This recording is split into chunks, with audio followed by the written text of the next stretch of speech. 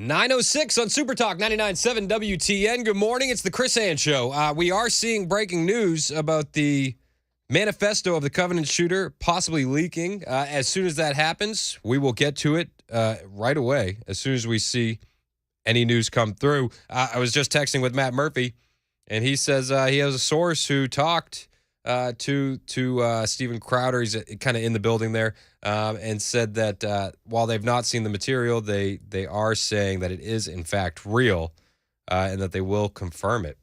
So we're waiting just like you to see when this shoe drops. In the meantime, I'm joined in the studio by a very special guest. Her name is Sarah Maccabee. You may know her husband, Ronald Maccabee, a former Williamson County sheriff. He was at the Capitol on January 6th, and he's currently being held in a Washington, D.C. gulag as a political prisoner. Welcome to the show, Sarah. How are you? Thank you for having me on. Thank you for being here. So I kind of want to walk through this whole process from when you found out the rally was happening to where we are today. So let's start there.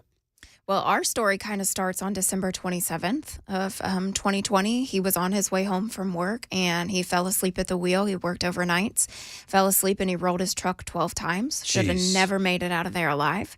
And that's really the reason that he was able to go to January 6th, because if not, he would have been on duty and working. And in between the 27th and the 5th, a friend had reached out to him, a former friend who is now confirmed to be working for the federal government as an informant. No kidding. Absolutely. Yeah. It was a complete shock. And had talked to him about going because he had been to the other two rallies previously in Washington, D.C. And so they had kind of made their plans to go because my husband couldn't drive. He couldn't do anything because he was injured from that car accident. And so that's the only reason it wasn't very popular in our household, because he was injured, and being a law enforcement officer, large crowds, that sort of thing. But he had every right to be in Washington, D.C. on January 6th to air his grievances about the 2020 election. So how does the conversation with you and Ronald happen when he says, I want to go? Because I remember when just like everybody else, when this was all happening, I had the conversation with my wife. I said, I want to go. And she said, no, absolutely not. You'll get in trouble. And I probably would have. What was the conversation like with you when Ronald said that he wanted to go to this rally? I aired my opinion with him and said, that I didn't want him to go for the reasons that he was injured. But in a marriage, you pick and choose your battles. And to me, it wasn't worth a battle to be fought because he had every right as an American to do that. And I had trusted the friend at the time that he would take care of him. And I never believed, you could have told me on January 5th that the government would have done this to these people. And I'd believed you because I know how nefarious our government is. Mm-hmm. But I wouldn't believe that we'd still be talking about it almost 3 years later, because I thought there would have been enough patriots in the government to say, you wouldn't let us do it to your people in the summer of love, BLM, Antifa. You're not doing it to our people. Yet they are a mile away from the Capitol, and there's only been 3 visits by congressional members, and I believe it was a dog and pony show. Jeez. So as you're seeing it unfold, I'm assuming you're watching it on TV like everybody else. Are you talking to Ronald on the phone at that time? No, are you texting with him? All signal was down. Okay, so what's going through your mind when you see it happening on TV? Yeah, so I was working that day from home, but of course I had Fox News turned on, and I saw kind of what was unfolding, and I was like, oh my God, like, you never see this at Trump rallies, mm-hmm. right? I've been to one before, and the atmosphere is just completely different, and I was like, what is going on here? And at about 4:30, I received my first phone call from him because the signals were jammed, and he was walking back to the hotel, and his story hadn't changed from that phone call to the time that he took the stand, and still to this day, his story has not changed about what happened. And he told me that he was trying to save a woman's life, that a woman died. And I was like, I thought you said you didn't go into the Capitol, because I had only heard that Ashley Babbitt had been shot. And that's what a lot of people only hear, is that it was just Ashley Babbitt. Yeah, and he kept telling me, no, there was a woman beaten, and I was trying to save her life. And it was not that I didn't believe him, because I absolutely did, but there was no evidence until months later. And then they had pushed the narrative that she had died of a drug overdose or that she was trampled to death. And then finally the video started to come out. Now, you have to hunt for this stuff because the narrative that's being pushed, you even Google my husband's name and you're like, this is a bad dude. Oh, I googled your Yeah. husband's name, and it was hit job after hit job. Yeah, absolutely. I mean, even the Tennessean, Yep. I mean, just did a massive, and I just heard that he is now in Harry Dunn's book, and he had no interaction with Harry Dunn, yet he has a whole 2 paragraphs in his book. And I'm like, this is such a smear campaign. And so that's what I've been on for the last 2.5 years, is trying to prove my husband's innocence. I shouldn't have to do that, right? In America, you should be innocent until you're proven guilty in a court of law. And that's just not the way it is. I mean, DC is not a jury of anyone's peers. Especially when you're dealing with the communists in charge. It seems Yes. like the accusation's all you need. So you get the phone call. What does he tell you on the phone as he's walking away from J6? So you said it's 4:30 in the afternoon. That's the first time you've talked to him. Yeah.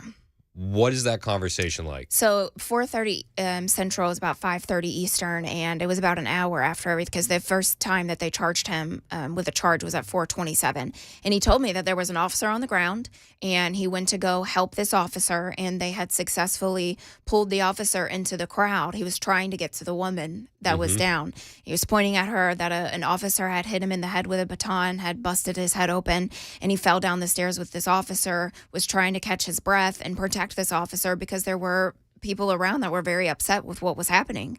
And he tells this officer, hey, I'm one of you, I'm helping you. The officer acknowledges him, and he helps him back up to the line of duty. He finally gets to this woman, starts to look for medical supplies to give her mouth to mouth. They move her body back to the police line to try and get help. He starts to give her chest compressions. He's pulled off of her. The crowd kind of disperses, and there was an officer that thanked him for his help and kind of put his arm around him to protect him. That is the exact thing that happens, even on the video evidence. Yep, and he that's told what me, I saw in the video as well. you know, and as an officer, you're taught to write a report after something happens, right? Because you never know when you're going to be called to testify. And he did just that. And his story has never changed. And now we have the video evidence to prove it, but it doesn't seem to matter. They take the audio out, they speed it up, they slow it down so they don't have to show it. Even a prosecutor said after the trial was over, this is the first time I've ever heard him saying that I'm helping you. And so they're either just flat lying or they are puppets for the higher ups.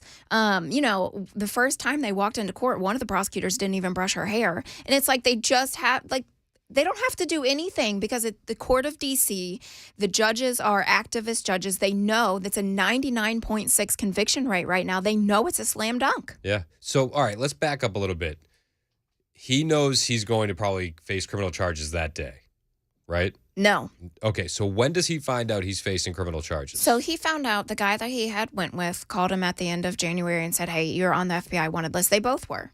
And including the one that you found out later was an FBI informant. yeah, I don't know if it's FBI. But Fed, he was a Fed. He was definitely an informant. Yeah. We don't know if he was working with them prior or afterwards, if they went to him. Those details haven't come out yet. They will at some point. Yep. But yeah, he said, you're not on the FBI wanted list. And he's like, I have nothing to hide, you know. And so when they came for him in August, and we really didn't think anything about it, you know, they had gone in March to the FBI office and they said, we have nothing on you. You know, we'll come to you if there's charges. And so he was thinking to himself, okay, well, Yeah, it's just going to they blow have nothing, over. right? It's going to be all over. They're going to see that I was helping, that it's on video and audio. Like they can't charge me with anything other than being there. You want to slap them with a trespassing charge and slap them with a trespassing charge. But even at that, in the trial, it has come out that the barriers were moved and that even though that they had the sounds blaring, you couldn't hear anything because it was so loud. And he never went inside the Capitol. And so he never really thought, hey, this is what my life's going to look like for 2.5 years. You know, I have truth on my side and I can prove it. We're in studio right now with Sarah Maccabee. She's the wife of Ronald Maccabee, a J6 rally goer who is now a political prisoner in the D.C. Gulag. She's telling us his story. So when you're going and you're trying to bring awareness to this, are people receptive to what you have to say? It depends, honestly. If they are well-versed in January 6th, they absolutely are. If they are not, they kind of, just like the smear campaigns that go on, they're like, well, he was a bad guy. And it's like, no, look, do your own research, look at the evidence for yourself. And they do change their mind after that. But people are still scared of January 6th.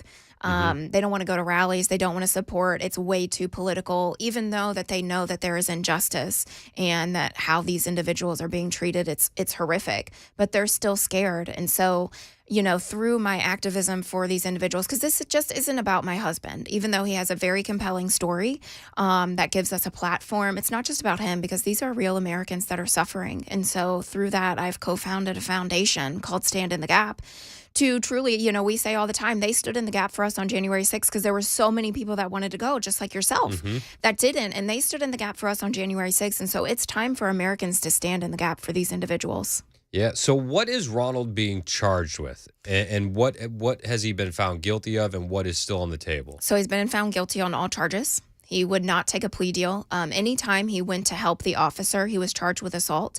And so there were two officers that he encountered, one being Officer Waite, who was down on the ground that he is trying to help back to the line of duty. That's the officer he was laying on top of while the Yes. crowd was kind of hitting him. Yes. Yeah, absolutely. They were, they even say at one point, the crowd says, "You're one of us. Why are you protecting them?" Yelling at my husband, calling him a traitor. And then the other officer is Officer Carter Moore, who comes up to him as he's standing over Officer Waite, and Officer Moore strikes him with a baton across the ribs and the shoulders. And so he just, uses his hands in an open form fashion and shoves Officer Moore away. And that is a charge that he pled guilty to, because he said, "I will plead guilty to the things that, that I did wrong." I don't necessarily think it's wrong he was reacting. I think anybody would react in that manner, actually probably worse than how he reacted, just simply for shoving him away. Well, and if you haven't seen the video of former Williamson County Sheriff Ronald McAbee, it's a chaotic scene. It is. There's pushing, there's shoving, there's screaming. How many people would you say was in that little doorway right there at the top of the steps? 20, 30? Yeah, and actually the violence came in waves. This was just another wave of the violence in the tunnel. So he said at one point that he felt like his shoulder was broken when he was hit with that baton. Was he injured during the scuffle that so ensued? it wasn't broken because of the baton. It was broken prior because of the car accident. However, you can tell he was running on adrenaline, and he was finally coming off that adrenaline high. The baton to the shoulder certainly did not help. Carrying that officer, carrying Roseanne, certainly did not help. But he was injured in the scuffle. There was an officer who struck him in the head with a baton and busted his head open. Jeez. So how did that situation get diffused? Because on the video, you see the mayhem, you see the chaos, and then it cuts. How did he leave that area, and what happened after that mayhem? Yeah, so after at the video continues on even after the video that is cut for the video evidence.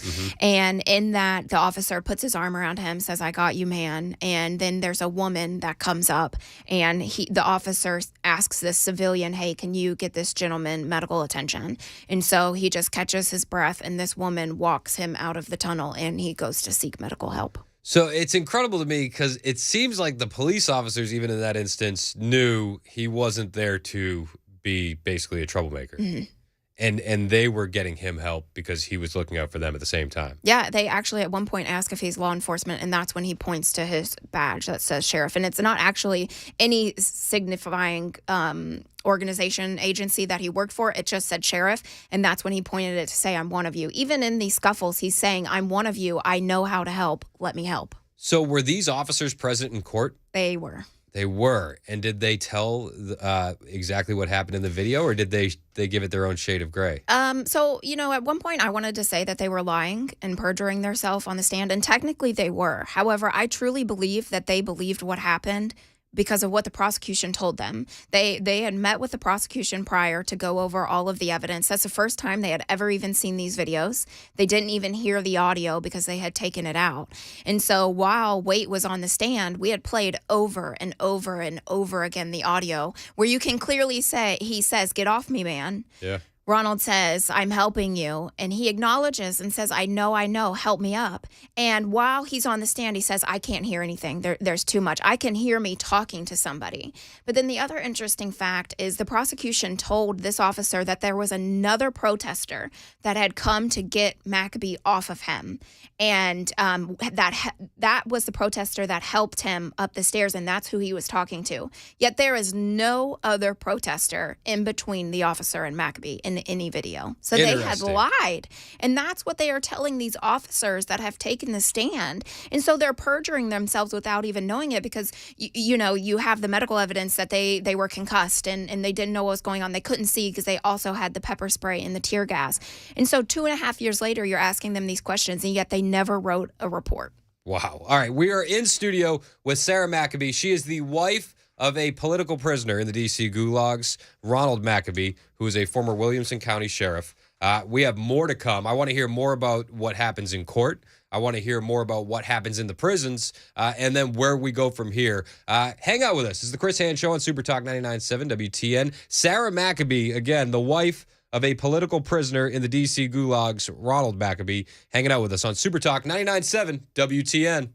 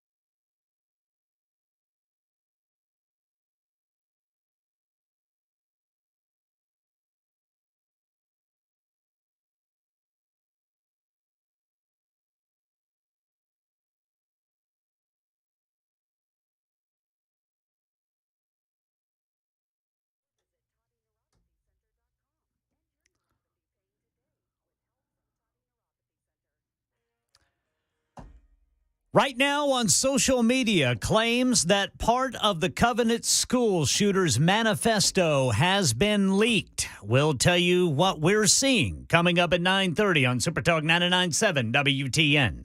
Thank you, Ken. As more details become available, we will have them right here on Supertalk 99.7 WTN. We've been texting with all the hosts. Matt Murphy is saying that it is legit. That's from Murphy Show. So we'll have more as it becomes available. I'm currently in studio with Sarah Maccabee, who is the wife of Ronald Maccabee, a January 6th prisoner in the D.C. gulags, who is also a former Williamson County sheriff. Now, he was found guilty on all the charges that he was charged with. What was he charged with? So the felonies are the assaults with a deadly or dangerous weapon. He had 2 assault charges on him. The civil disorder, because they say that, congression was going on. But that's also sitting in trial and hearing them talk. Pence was moved from the Capitol right before 2 p.m. and they didn't reconvene until 8 o'clock at night. So anything that happened between 2 and 8, I don't see how these charges stick with a civil disorder on Capitol grounds when there was nothing going on at the Capitol. Now, maybe before that or maybe after that, I could see that. But these charges are just absurd. And if you read the charge sheet, a lot of the charges are the same charges, just completely reworded. And so it was like entering, remaining on Capitol grounds with a deadly or dangerous weapon. And those are they're also felony charges because they said he had a deadly or dangerous weapon, which were motorcycle gloves that you could buy off Amazon for $17. It didn't have any metal in them, just reinforced gloves to help with debris, reinforced knuckles to help with debris that he never even used. So even on the charge that he pled guilty to, he never even used the gloves. He used the bottom of it with his hands in an open-faced fashion. Yet all of the charges with the deadly or dangerous weapon enhancement stuck. Crazy. I want to hear more about this court process that Ronald went through and the process that you're going through currently with Ronald incarcerated. And we're going to hear more from Sarah, the wife of Ronald Maccabee, who is a J6 prisoner, right after Ken Weaver's newscast, which happens right now on Supertalk 99.7 WTN.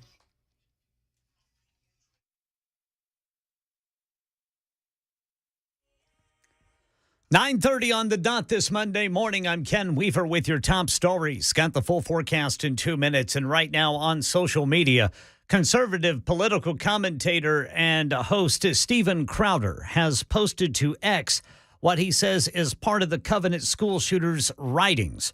The post includes photos of handwriting on sheets of paper. Crowder claims the writings are from Audrey Hale and that she targeted, quote, crackers with, quote, white privileges. And the word privileges is misspelled. Right now in New York, former President Trump back in a New York City court today, this time taking the stand in the civil fraud trial against his company, the Trump Organization. Trump's accused of altering the value of his properties and assets in an attempt to get favorable loan terms and lower tax payments. And again, he is expected to take the stand. A consumer alert. Tyson recalling nearly 30,000 pounds of chicken nuggets. They might have pieces of metal in them. At least one injury reported. That's the latest news. Weather is next. I'm Ken Weaver, WTN News. Hi, I'm Paul Winkler. One of the things you hear me talk about frequently on my radio show that has been going for over 20 years in the Nashville market is that annuity sales are not necessarily a great thing for the end investor. Now, if you go to an investment firm, a lot of times you'll get that. The first thing that they recommend, an annuity. Banks and investment firms recommend these for one really good reason. And many times that reason isn't the best thing for you. It's commissions. It's a huge moneymaker for the investing industry. This is why I think it's so important that when you work with an investment advisor, that they not be paid on commission. It creates a huge conflict because it creates an incentive to sell you things that may not be in your best interest. If you want to learn more about our approach to investing and financial planning, go to paulwinkler.com and set up a free 15-minute phone call. We don't do anything on commissions. Or you can call 615-851-1950.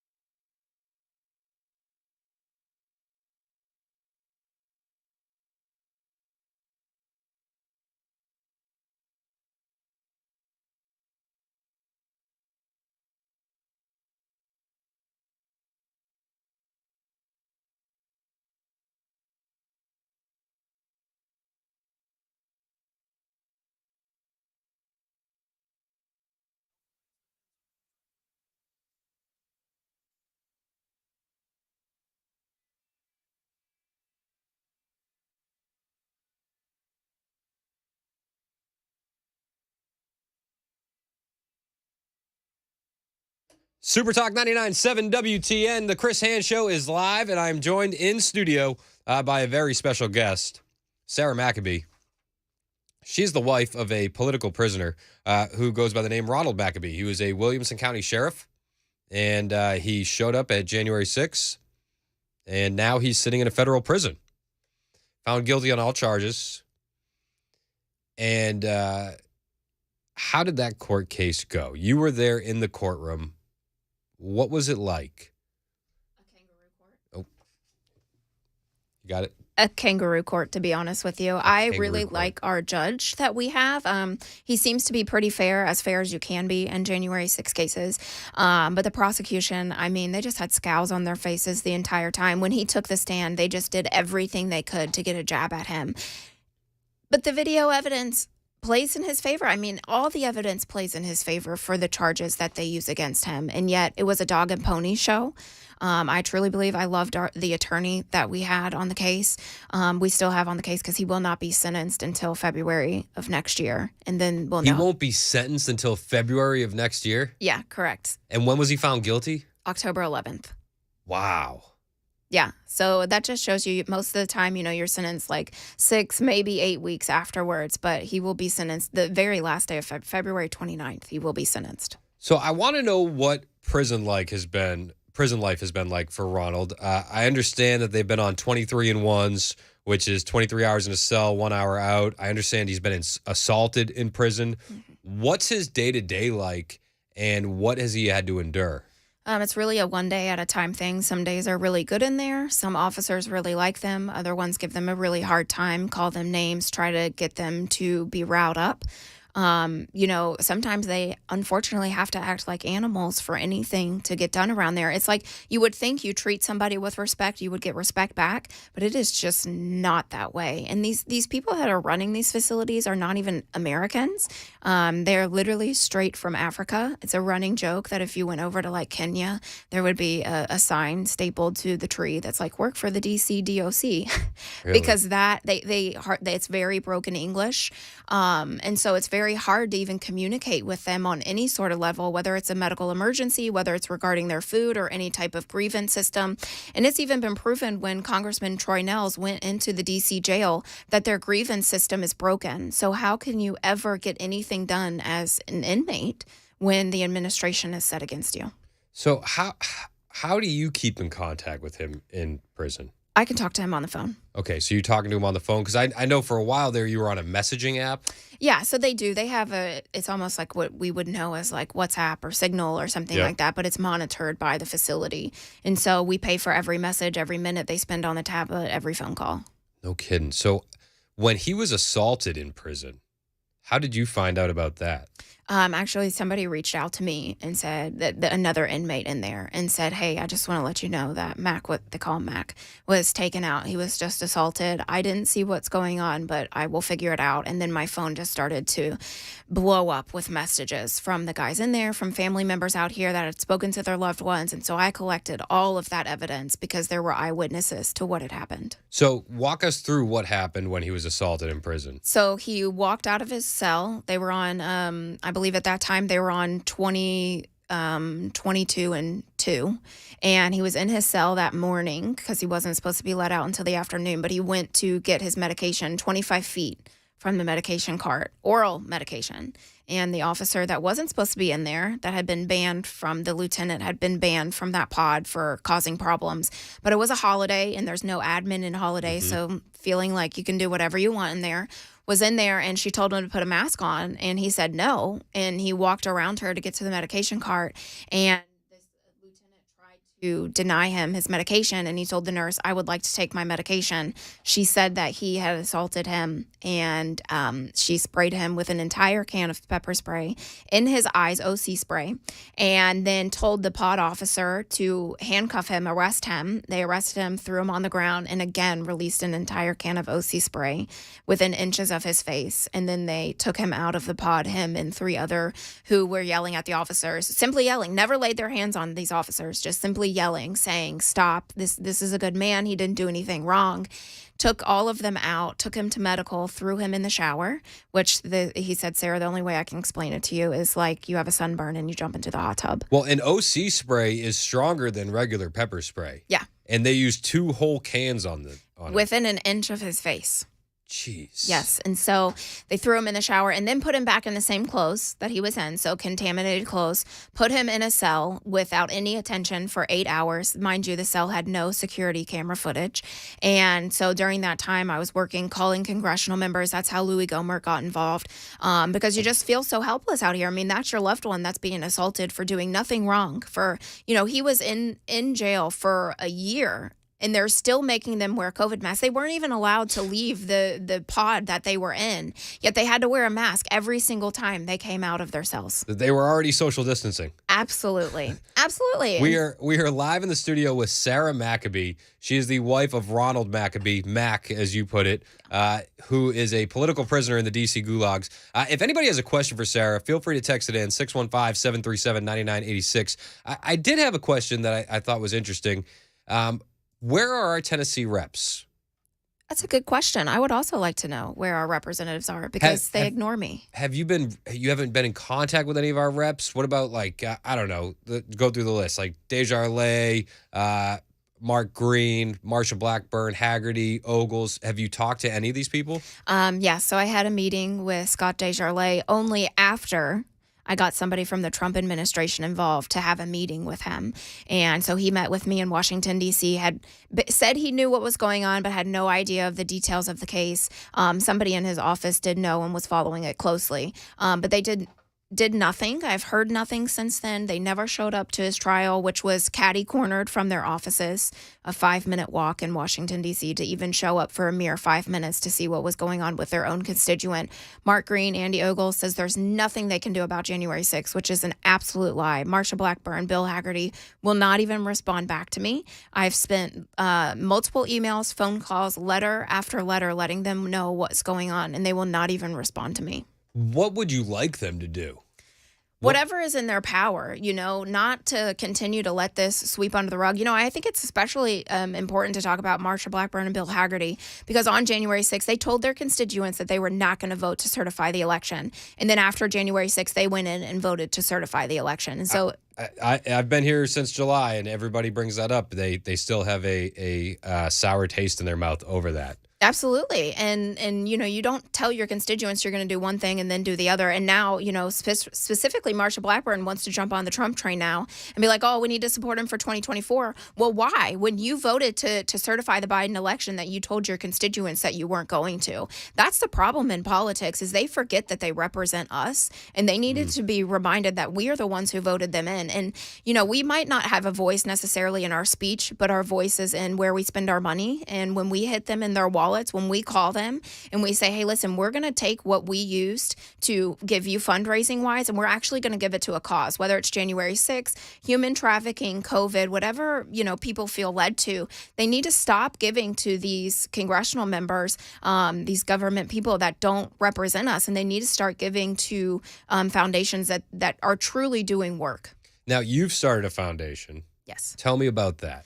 Yeah, so I co-founded a foundation called Stand in the Gap, and it really started out of needs for not being met for January 6 families. I don't think people understand that there are 1,209 people affected by January 6 that have been indicted, so that's 1,200 families. There's 192 that are locked up across America, and the only way I've been able to explain it to people is you go into church and you pick row number 19, and you say, all the men stand up, whether you're 19 years old or 75 years old, and they arrest you, and you're thrown away, immediately taken away from your families. And so you lose an income, you lose the breadwinner of your family, and yet these families have to continue on, right? Because their bills don't stop. They still have to have a place to live, have a vehicle, and continue on. And you've dealt with this firsthand. It couldn't have been easy for you. How has this process been on you? Very hard, to say the least. It's definitely a one day at a time thing. For a long time, I worked 2 full-time jobs because not only are you having to make up for the income that you lost, but you're having to pay. I mean, I've paid for every phone call, every message, every minute to entertain him, for trips back and forth to Washington, D.C. or to wherever he was held to go see him. I've paid for his clothes, what I call grandpa shoes, that are white tennis shoes with Velcro straps. What we could go to Walmart and buy for maybe $15, $18 in Biden economy, they're $48 on commissary. So it's just future Biden economy. Yeah, exactly. And that's what we're paying for. So every time he's been moved 7 different times. Every time I have to start over with everything from his undergarments to his hygiene items to his food, because sometimes they even deny his food, just like they did this morning. They denied his food this morning? They denied his food this morning. So what is that like? Because he has asked for a specific diet, because there's not a lot of things that are in their control, but what they eat is. And so there's a lot of processed foods, a lot of soy-based foods, and so he doesn't feel good when he eats those. And so he had asked to be put on a vegetarian diet. And so he had to go on a hunger strike to even get that approved. Wow. And 72 hours later, they finally approved it. And he was on this diet for a week. And then this morning, they came in and gave him a regular tray. And so he was like, I have the paperwork. And the officer said, I know you have the paperwork, but if you want to eat, you're going to eat this tray. Wow. Yeah, They really don't care, do they? No, and these are the things, you're not only in the fight of your life there's nothing like walking into the courtroom and having the full weight of the United States government against you. But you're not only in that fight, you're in the fight of survival. These individuals have been in fight mode for 3 years now.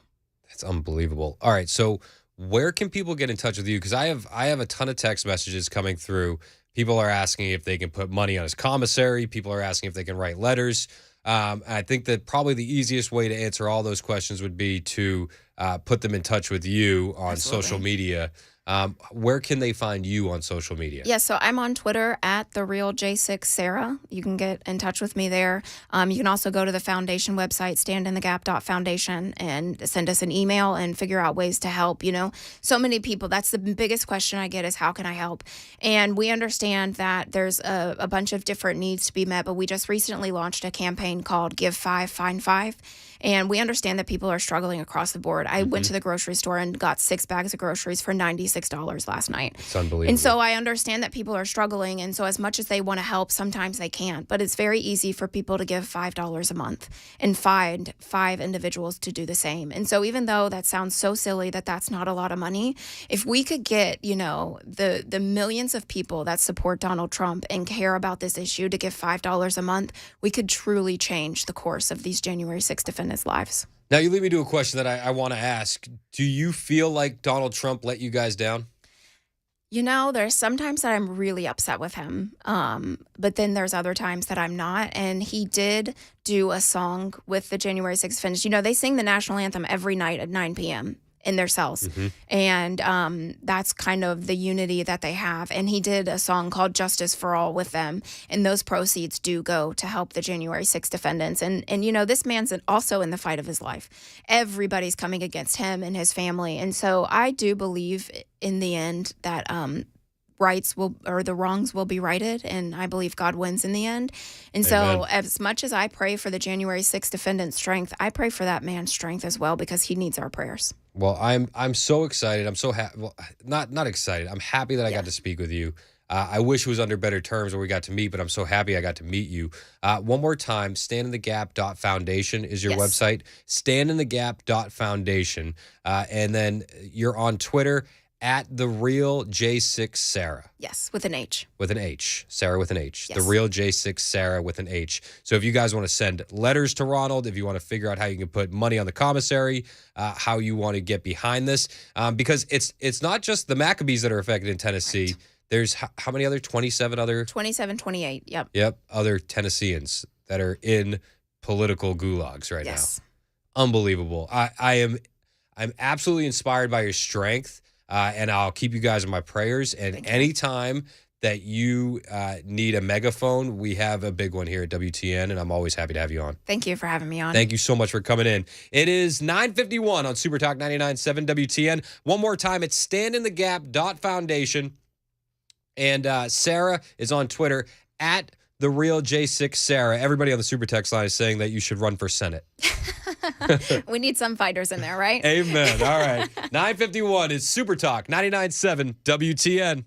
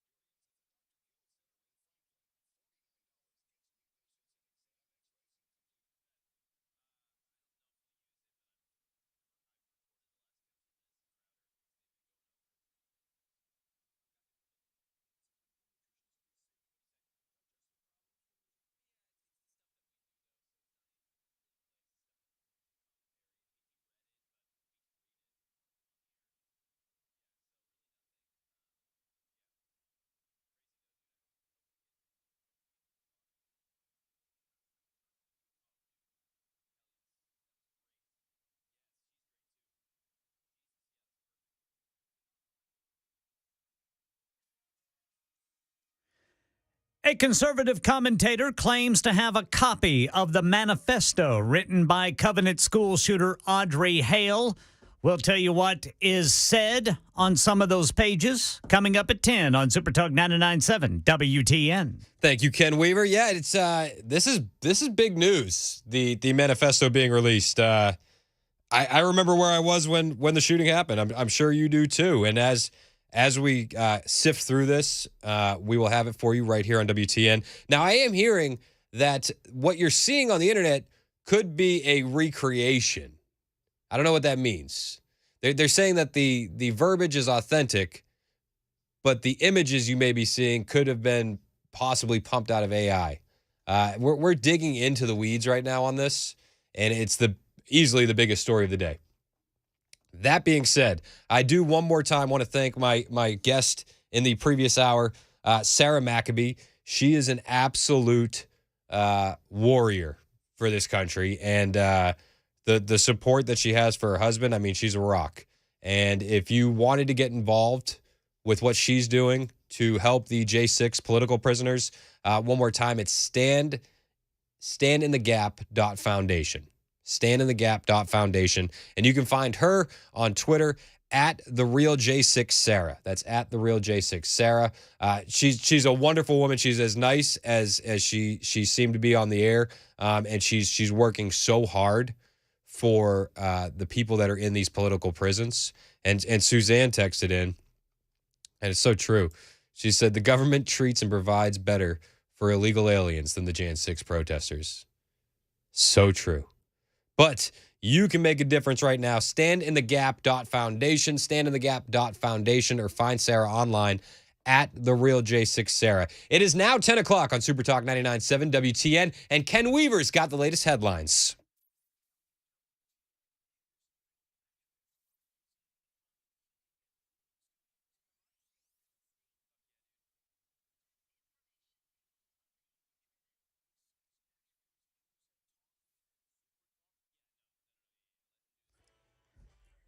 Ten o'clock on the dot. I'm Ken Weaver with your top stories this Monday morning. Full forecast coming up in 2 minutes. And right now on social media, conservative commentator Steven Crowder has posted what he says are writings from the Covenant school shooter. Photos depicting writings in a notebook are attached. At the top of one page, it reads Death Day and then the date 3/27/23. That's the day that 6 people, 3 children and 3 staff members, were shot to death. And then the shooter, police identified as Audrey Hale, was shot and killed by police. Now, the words in this notebook show a hatred for white people and a desire to kill as many as possible before getting killed. Now, all of this, so far, no official confirmation as to whether or not this is actually from the writings of Audrey Hale. News Channel 5 says it has reached out to the Metro Police Department, and the Metro Police Department tells News Channel 5 that it is aware of what is going on social media. These photos appearing to show a notebook that purport to be from Covenant school shooter Audrey Hale. Right now in New York, former President Trump is back in a courtroom today, this time taking the stand in the civil fraud trial against his company, the Trump Organization. Trump is accused of altering the value of his properties and assets in an attempt to get favorable loan terms and lower tax payments. Well, before taking the stand outside the courtroom, Mr. Trump talked to reporters and maintained his innocence. We will hopefully do very well in every regard. We'll win the election and we'll make America great again. That's what we're going to do. We're going to make America great again. The judge has already ruled that there was fraud committed in the Trump Organization, but still has to rule on the monetary payment that may be the consequences. That's the latest news. Weather is next. I'm Ken Weaver, WTN News. My name is Shannon Jefferson. I was cross-addicted, crack cocaine, and heroin. I OD'd 4 times. Well, 9 times in all, but in this instance, 4 times in a 2-month period. It's not a second that goes by. It's not somebody that you call or talk to. This program really helped me to get my spiritual man back. It's like I'm a man again. They taught me how to really be a man. You can help. If anybody can help the mission out and save one, that means a big deal. Because for me, it wasn't just helping my life. It affects my whole family. They feed the homeless. They give clothing. Nothing goes to waste. Everything helps when it comes to mission. I mean, words can't describe how much I feel deeply about this mission.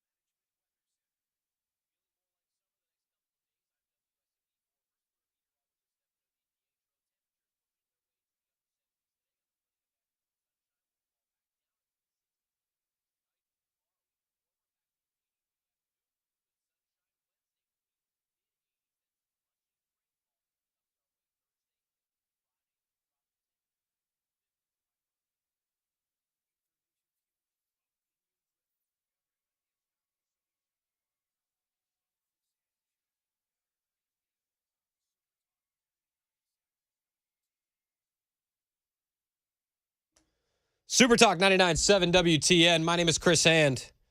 We are getting the Nashville Manifesto. It looks like 3 pages have leaked. The Nashville Shooter Manifesto. And it seems to be authentic. Though there is some dispute whether the images are real. Maybe the photos could be fabricated. But, you know, in times like these, as the news is breaking so fast, there's always weird things. So, you know, the fog is real. But it seems like, and everybody seems to be confirming, that the words that are written on the images are what was written in the manifesto. So what does it say? Well, at the top of the page, it says Death Day. Today is the day. The day has finally come. I can't believe it's here. Don't know how I was able to get this far, but here I am. This is from the manifesto of the Nashville Covenant Shooter. I'm a little nervous, but excited too. Been excited for the past 2 weeks. This person is sick. This person's sick. Part of me, I'm not sure if I should read this whole thing on the air. But my other part of me knows that you're out there listening and you probably want to hear it. And I'm reading it for the first time, and I want to hear it too. I've been waiting for this for a while now. I feel like we all have. And to not put it out there, I think is more wrong than to put it out there. It says, there were several times I could have been caught, especially back in the summer of 2021. None of that matters now. I'm almost an hour and 7 minutes away. I'm almost an hour and 7 minutes away. Can't believe I'm doing this, but I'm ready. I hope my victims aren't. My only fear is if anything goes wrong. I'll do my best to prevent any of the story. God, let my wrath take over my anxiety. This is dark, man. Really dark.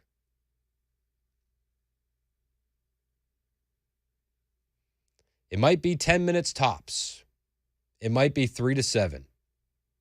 It's going to go quick. I hope I have a high death count. Ready to die. Ha ha.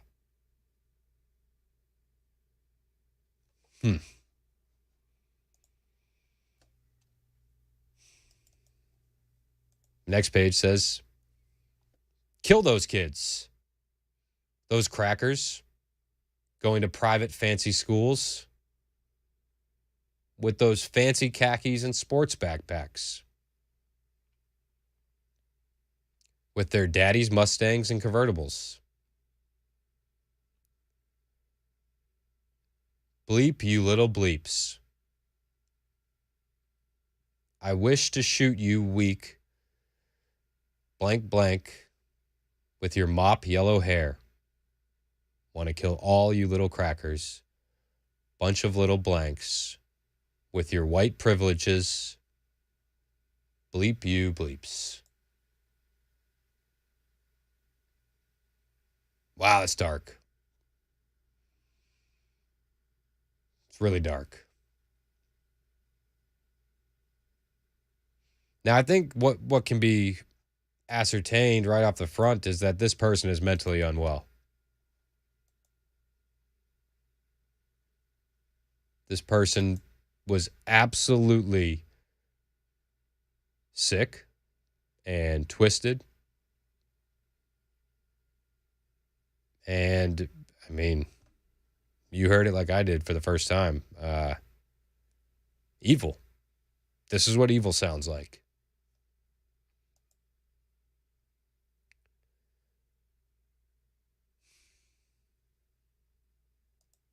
And on the third page, it seems to have a schedule of some sort where it's going through what they're doing that day. Looks like the day before and the preparing for this.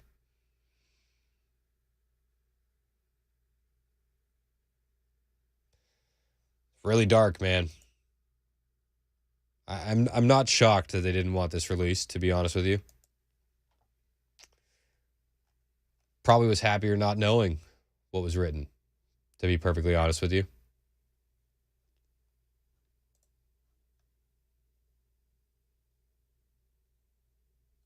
It's dark, man. What do you think about this? As you're seeing this in real time, as we're seeing this, what's your initial take? 615-737-9986. 615-737-9986. The phone lines are open. I see someone who's almost definitely on mood-enhancing drugs. Probably some SSRIs.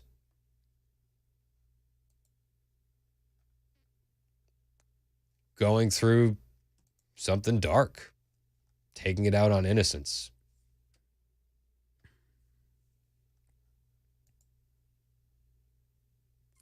You know, it 1313 texted and said they want to hide this stuff. They do. 6048 said, where are you reading this? Well, it's all over Twitter. It's all on it's all over Twitter right now. It leaked about 30 minutes ago, 40 minutes ago? Yeah. And since then, we were on the air with Sarah Maccabee, whose husband is a political prisoner in D.C. for January 6th. And I was waiting as this came in. I wasn't sure if I should break through the interview to do this immediately. But I don't know. I feel like this is something that a lot of people have wanted to hear. And now that we've heard it, my initial reaction is just like, ugh. We knew the person was mentally unstable. And I wanted it released from the jump as well. But it seemed like someone motivated by absolute hate, going after kids for their white privilege, somebody that was clearly indoctrinated by some sort of school system, you know, in whatever indoctrination way you want to go, whether you do the CRT, whether you do the transgenderism, you know, so much can be ascertained just from that short bit of writing, how indoctrinated this person was. But I do want to know what you think about it. 615-737-9986. Heather in Nashville, you're first on Super Talk. What do you think hearing this, Heather? Well, my first thought wasn't she white? She was. And so she's just, it's like that white privilege thing has been brainwashed into her head, how evil white privilege is. Mm-hmm. And, that's where I would start. That's just, the whole 1619 Project and making everybody feel guilty over being white. That's, yeah, that's where my head goes too. The CRT and white privilege and, yeah, it's just dark. Very dark. it is dark. Hey, Very dark. thanks for the call, Heather. I appreciate it. Jerry in Kingston Springs, you're next on Super Talk 99.7 WTN. What's up, Jerry? Hey, buddy, how you doing? I heard you a minute ago saying you were better off if you didn't even know it. Never feel that way. Always confront the truth, confront evil. The public has to know how these kids are being brainwashed and are thinking, and it should have come out a long time ago. And the real problem is not this girl who did it. She was on drugs and obviously had mental issues. The real problem is our system that suppresses all this stuff and hides it from us so we don't know what we're up against. You have to know evil and know the devil and know your adversary and the minions to be able to combat it. Otherwise, we're going to be slaughtered like sheep because we don't know what's going on. No, So that's the real problem, Jerry, I listen, I agree with you. I think, if it hadn't come out and somebody said, do you want it released? I'd say yes. But then it's like reading it, the dad in me with 4 young kids, I'm thinking, I know, it's hard. I don't have kids, but I feel for you and all the people that do, but I've been in security my whole life. And you got to know what's going on to be able to fix it or confront it. And don't ever be in denial. Don't put your head in the sand. Just face it and say, look, this is what's going on. We got to fix these schools. We got to get our SROs in there. We got to pay them well, not like low wages.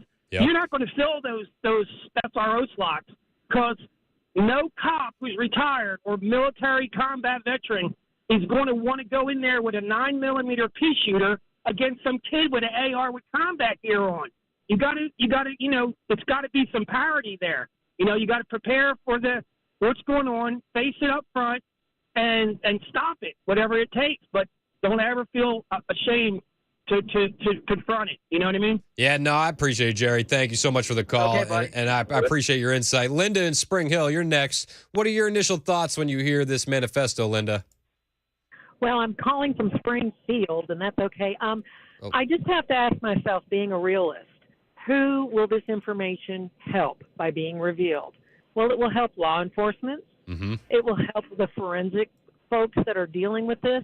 But JQ Public, I'm like you. I've got kids. I've got grandkids. I can't process this in my heart and in my mind. But, that's for me. I don't have to listen to it. But it is necessary that's released to certain segments. But I don't know that the general public needs to have all that information. Yeah, no, I mean, I wanted it released. I don't want to get it twisted. But I think it's the dad in me when I actually read it in black and white and kind of put myself in the shoes of the parents. I'm like, it's tough. It's tough. Well, how did it help you having read this? Did it help you? Well, I mean, for me, I think it confirmed a lot of things that I already imagined, right? I imagined that there was some hatred of these students. I imagined it was going to be because they were Christian, but it turns out this is just a white privilege thing. It looks like from the manifesto, although there could be more to be released. But well, she also attended this school. Yep. She was a student of this school years ago. Mm-hmm. Yeah, I mean, it's just crazy. I mean, I don't think it changes my views on the entire situation at all. I think it's just that when you read it there, it's like, ooh, that's dark. Yes, I agree. Hey, thanks for the call, Linda. I really appreciate you. Let's go to Adam in Columbia. You're next on Super Talk 99.7 WTN. What's up, Adam? Hey, Chris, hearing everything that I've heard so far this morning, I guess I want to take a step back at it and everything that she spewed out in these documents. Where did she learn this information? Was she taught it? She obviously was taught it somewhere. Did it come from her parents? Can we point at the mainstream media for filling this poor girl's head full of all this garbage? I mean, everything I've heard Yes, it's her fault. She did it. She thought it all up, and I keep saying she because she was a she. She has an XX chromosome. Yep. You know, bottom line, I think this is an indictment on the public American media system right now. Oh, this is an indictment on culture in general. You're absolutely right, Adam. I mean, we have a decaying culture when we have children that are writing this and committing these kind of actions. And it seems like there were no adults near this kid to even know anything was wrong. And what scares me is that, as Ronald Reagan said, it's that liberals know so much that isn't true. This person was obviously taught so much that wasn't true, and how often is it going to happen in the future? It's scary. It is scary. Hey, thanks for the call, Adam. I really appreciate it. Let's go to Robert in Nashville. Robert, you're on Super Talk 99.7 WTN. What's up? Hey, a couple questions. You guys are all on the right track and everything. Just how they're re-engineering these kids brain-wise socially with all the social media stuff and everything that they're teaching. Covenant only goes to 6th grade. She went to Covenant.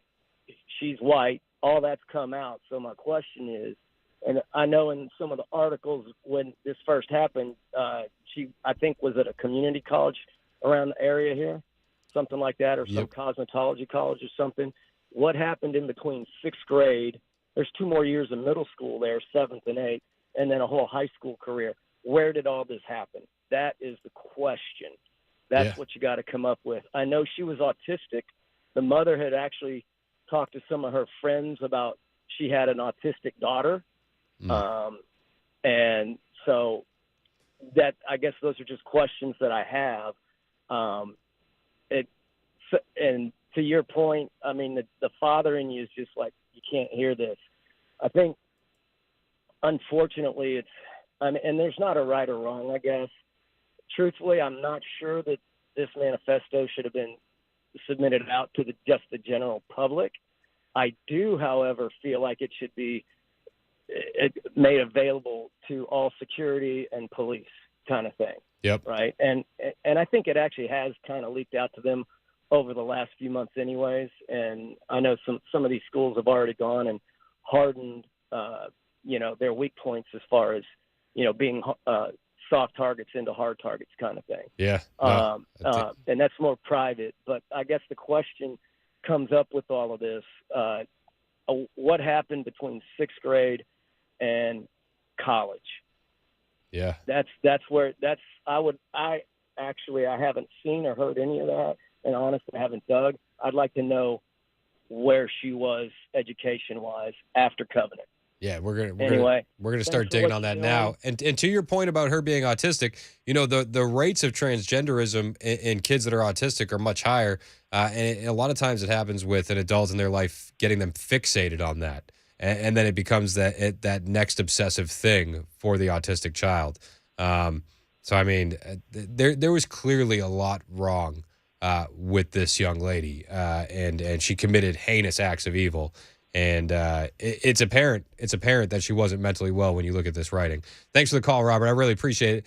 Hey, Jim, Dave, and Jeanette, we'll get to your calls next. We do have to take a break. It's 10:21 on Super Talk 99.7 WTN.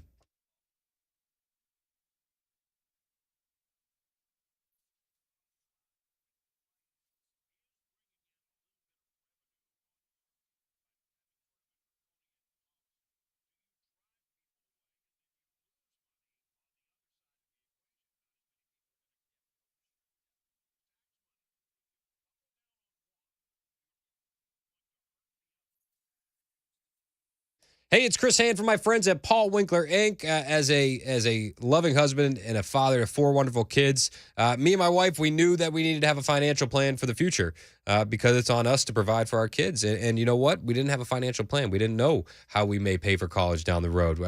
Hopes and prayers don't pay the bills, but a plan can make it happen. And that's why we're so glad that we linked up with Paul Winkler and Paul Winkler Inc. Now, I've been listening to Paul's show since I moved to Nashville, and I love the standard that these guys hold themselves to. And because they hold themselves to a higher level of fiduciary standard than is required, Paul and his team require that I tell you that I'm paid every time this commercial airs. And that's the truth. But that's not why I decided to become a client. I decided to become a client because they can teach me so much, and I've learned so much from Paul and his team. Now, when they can break down this financial stuff for a guy like me to understand, you know that they're good. And one of the things that I've been most impressed with is nothing his team does is done on commission. It's huge. So I know when they're helping me make a decision for my family, it's just for my family. It's not for theirs because nothing is done on commission. Now, if you need a financial planner in your life, I guarantee you will not be disappointed with Paul and his team. They provide investment education that is evidence-based and backed by Nobel Prize-winning research. Check them out. Every office is run by a degree planner with over 20 years of experience, and you can feel the difference between Paul's team and the rest because that experience equals confidence. Call them today, 615-851-1950, or you can just hop on his website, paulwinkler.com, to set up a complimentary 15-minute phone call right now. That's paulwinkler.com or 615-851-1950.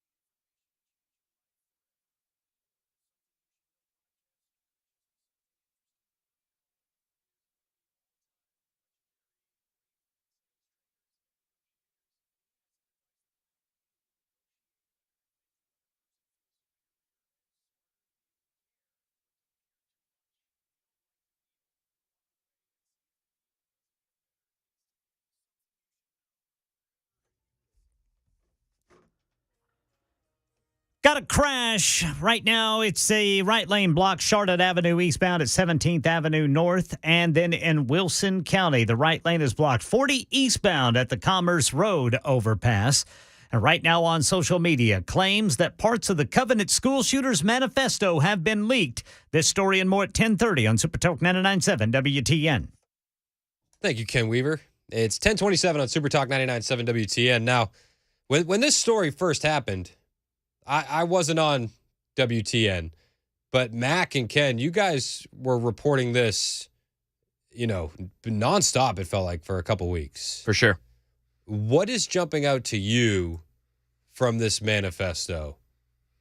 One thing that jumps out to me is the misspellings of the words.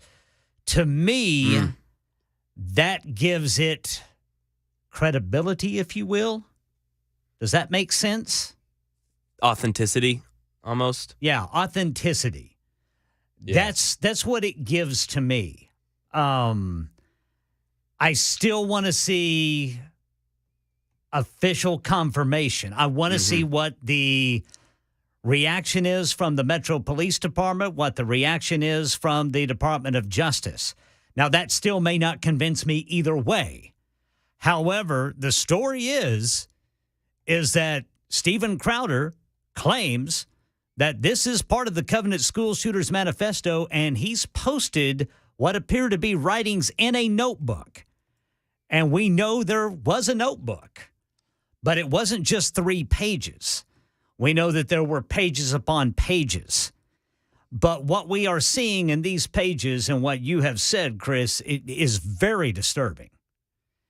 Yeah, it's dark. I mean, you're a dad. Like, you read this stuff and it's like, ugh. And here's one thing that I go back to. I kind of wondered if something like this would happen. And there's a part of me that I've always said, the faster the authorities come out with this, the better. Because now we don't know who to believe. Do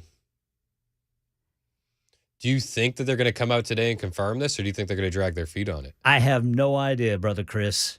I have no idea. And I'm like everybody else.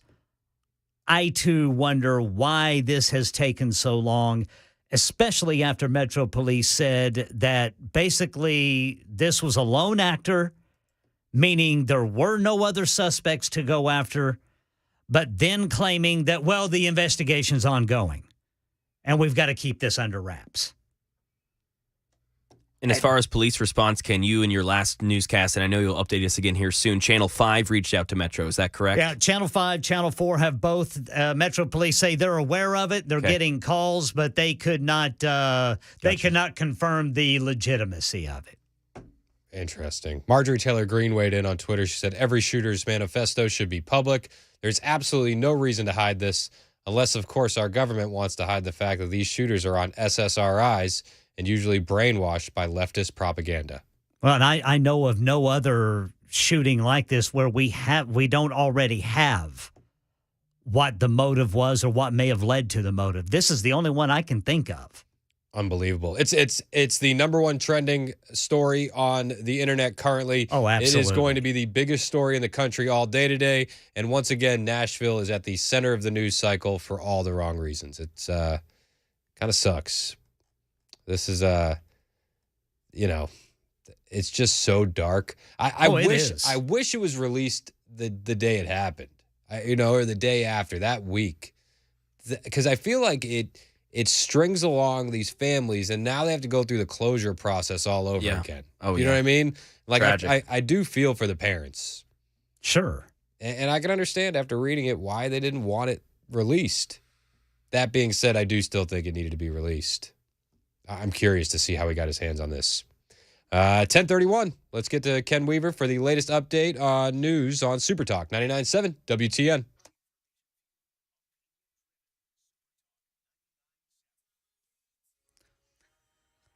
I'm Ken Weaver with your top stories, and the full forecast is in 2 minutes. And yes, right now on social media, conservative commentator Steven Crowder claims parts of the Covenant School Shooters Manifesto have been leaked.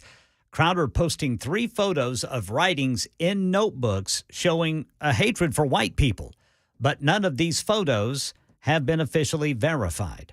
And right now in New York, former President Trump is back in a New York City courtroom today, this time taking the stand in the civil fraud trial against his company, the Trump Organization.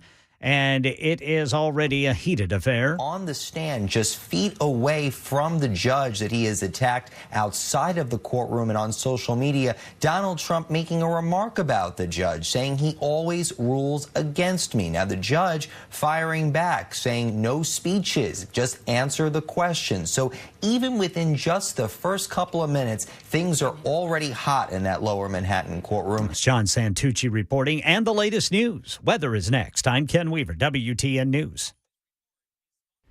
Hi, I'm Paul Winkler. One of the things you hear me talk about frequently on my radio show that has been going for over 20 years in the Nashville market is that annuity sales are not necessarily a great thing for the end investor. Now, if you go to an investment firm, a lot of times you'll get that. The first thing that they recommend, an annuity. Banks and investment firms recommend these for one really good reason. And many times that reason isn't the best thing for you. It's commissions. It's a huge moneymaker for the investing industry. This is why I think it's so important that when you work with an investment advisor, that they not be paid on commission. It creates a huge conflict because it creates an incentive to sell you things that may not be in your best interest. If you want to learn more about our approach to investing and financial planning, go to paulwinkler.com and set up a free 15-minute phone call. We don't do anything on commissions.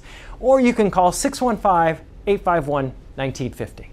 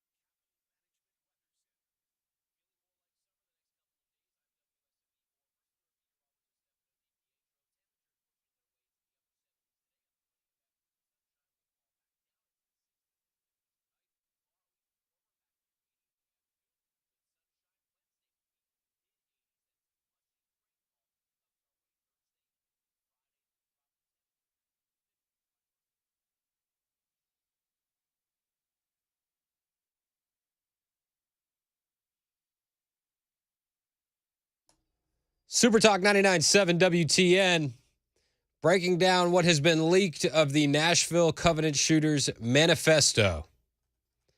Steven Crowder has leaked the manifesto of the Covenant Shooter, 3 pages of it. And apparently on his show, he said that one of his source is inside the Metro Nashville Police Department. Wow. That's what they're saying. Okay. Yeah, that's what I was wondering earlier this morning because you know the FBI has it and you know the Metro Police Department has it. So I was wondering if there was a leak, where it was going to come from. You know, I feel like the more conservative guys would probably be Metro Nashville PD, right? As opposed to the FBI. I don't know. Maybe that's just Who knows? Maybe that's confirmation bias on my part. But I mean, it's dark. There's a whole schedule broken down. Audrey, the shooter, had a timeline on one of the pages. 7 a.m., get dressed.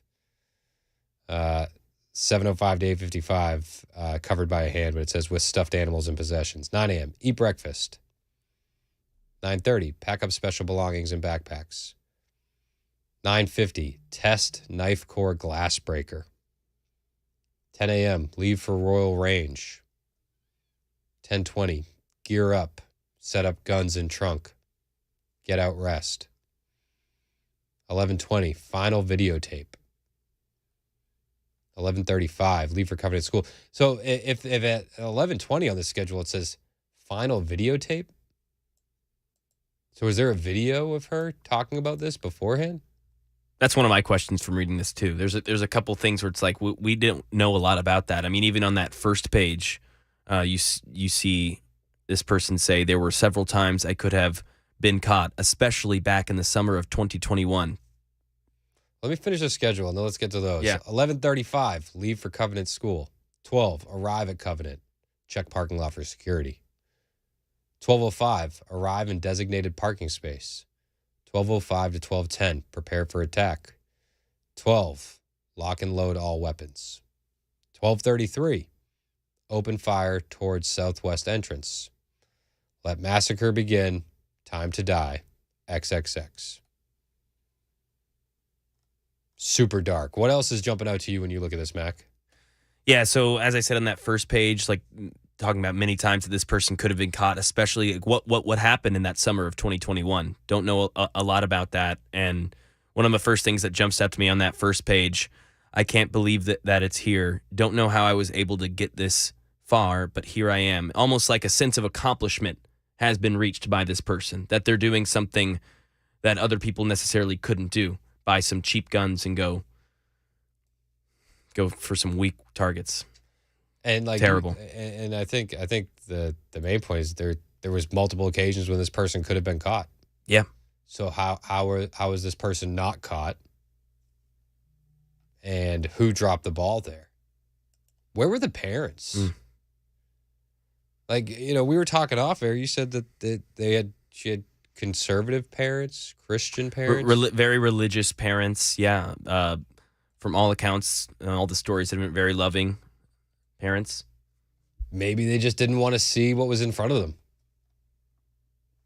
Crazy. Jeanette and Franklin's been hanging on the line for a minute. Jeanette, what's your initial thoughts after hearing the manifesto? Jeanette, you're on Super Talk. Well, first, I think she's spewing Democratic hatred from what I'm hearing. And, calling white people crackers, her best friend was black. So, who's feeding that stuff into her? I mean, I'm glad she's gone. Yeah, I get where you're coming from. And that stuff jumps out to me, too. Thank you, Jeanette, for the call. I appreciate it. Yeah, I mean, it does seem like it's a lot of the woke indoctrination talking points. Kill all crackers. Talking about the young kids in their khakis. Like, just disgusting. The manifesto from Audrey Hale, the Nashville Covenant shooter, has been leaked. 3 pages of it. It was an entire notebook. And we're now witnessing 3 pages of it. Dave in Hendersonville, what are your thoughts when you hear what's coming out of the manifesto? Dave, you're on Super Talk. How you doing, Chris? Good, man. How are you? Good, all right. Your last caller, pretty much, I mean, that's what I'm hearing is the left talking points, the radical left. Her mother was a gun activist. I don't know. Mac say that they were very Christian and loving people. I know her mother was a gun activist. I don't know of any conservative that's true conservative that's a gun activist, but I'm hearing the dark stuff that the left spews out. And I believe that's why they did not want this release. Yeah. Because they didn't want people to, they didn't want the country to hear how this indoctrination is getting into our kids' heads. It's not good. No, the left has got to stop this. Yeah, it's pervasive and it's evil. It is. Yeah. It is. Hey, thanks for the call, Dave. I appreciate it.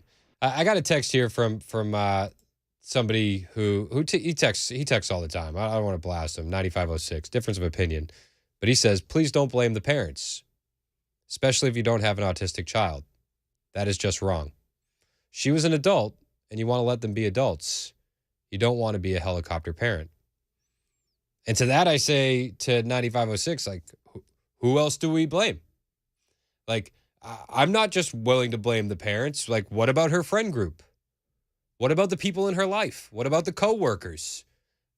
Everybody in that orbit, if you had seen something and you didn't say something, you have to carry some of that blame.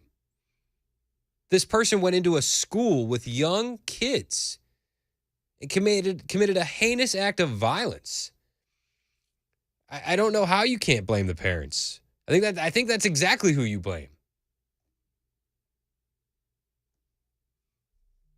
Who else holds the blame for this? I mean, clearly, Audrey Hale had mental issues. Clearly, somebody could have been in her life to pull her out of that dark place she was in. And yes, I see the text. Yes, you blame her, you blame the shooter. Totally understand that. But there's other people in that orbit that could have seen something going on. No? Is that just me? I mean, I feel like if it was my kid, I would feel like I'm shouldering the blame anyway. Like, I don't know how you let that slide. I just don't. I feel like you would have to see something like that coming.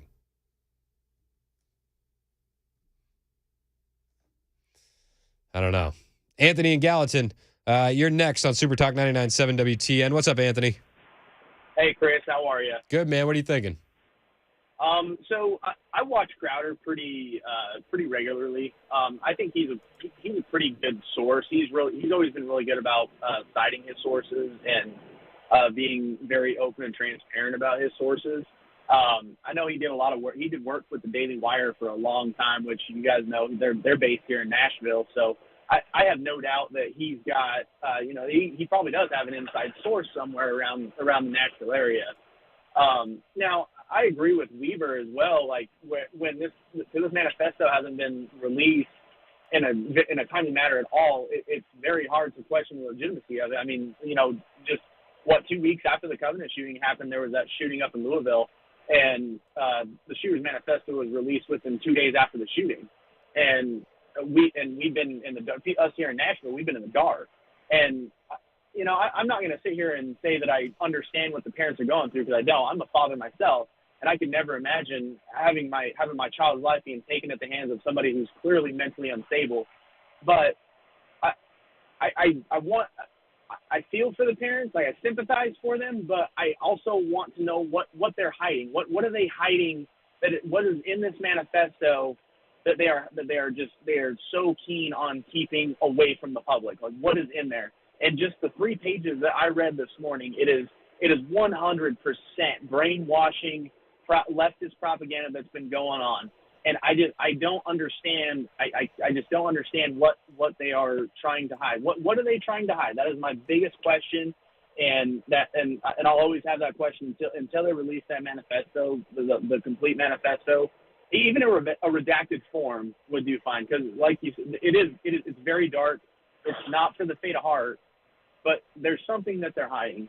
And yeah. I just think that, I think it does need to be released. But, yes, I agree with you. The legitimacy is questionable because of the timing. But, yeah, that's kind of my piece on it. I appreciate it, Chris. Hey, man, I appreciate the call. And I feel like something's being hidden, too. She says that she almost got busted in 2021 So, like, my immediate mind goes to, all right, well, what happened?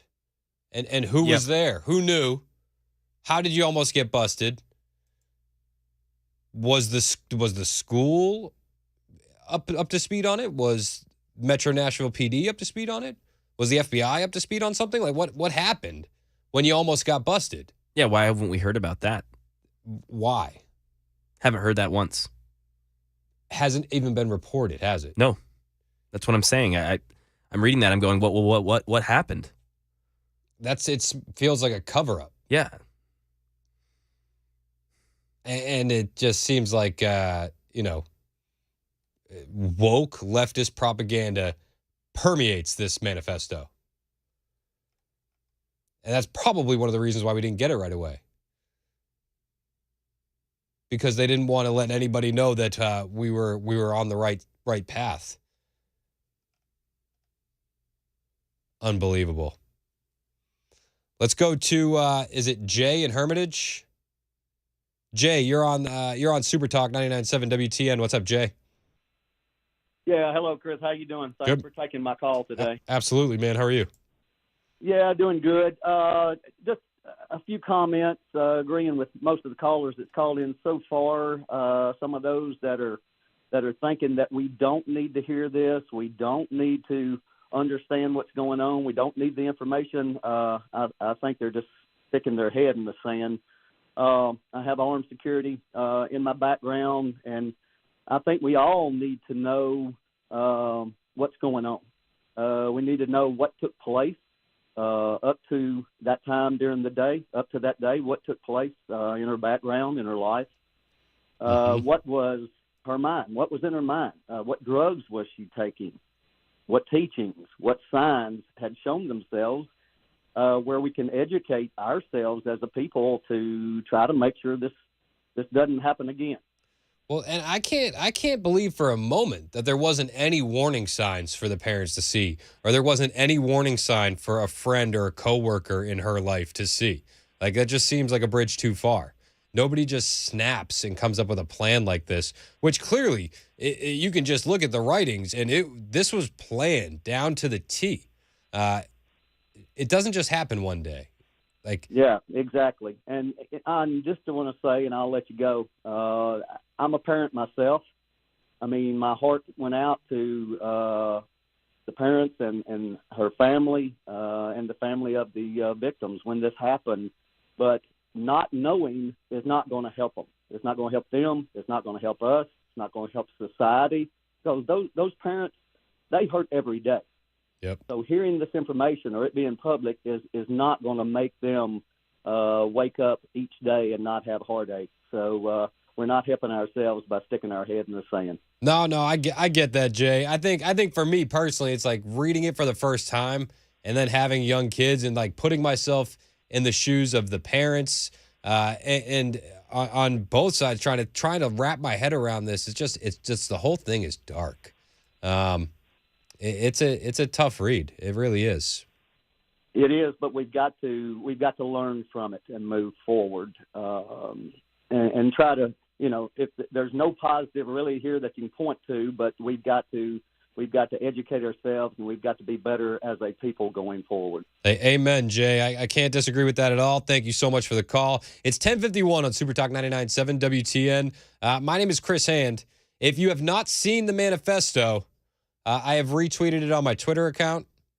You can find me at Chris Hand on air if you want to see it for yourself. And we'll also retweet it on the Super Talk account, 99.7 WTN. It is 10:51 on Super Talk 99.7 WTN.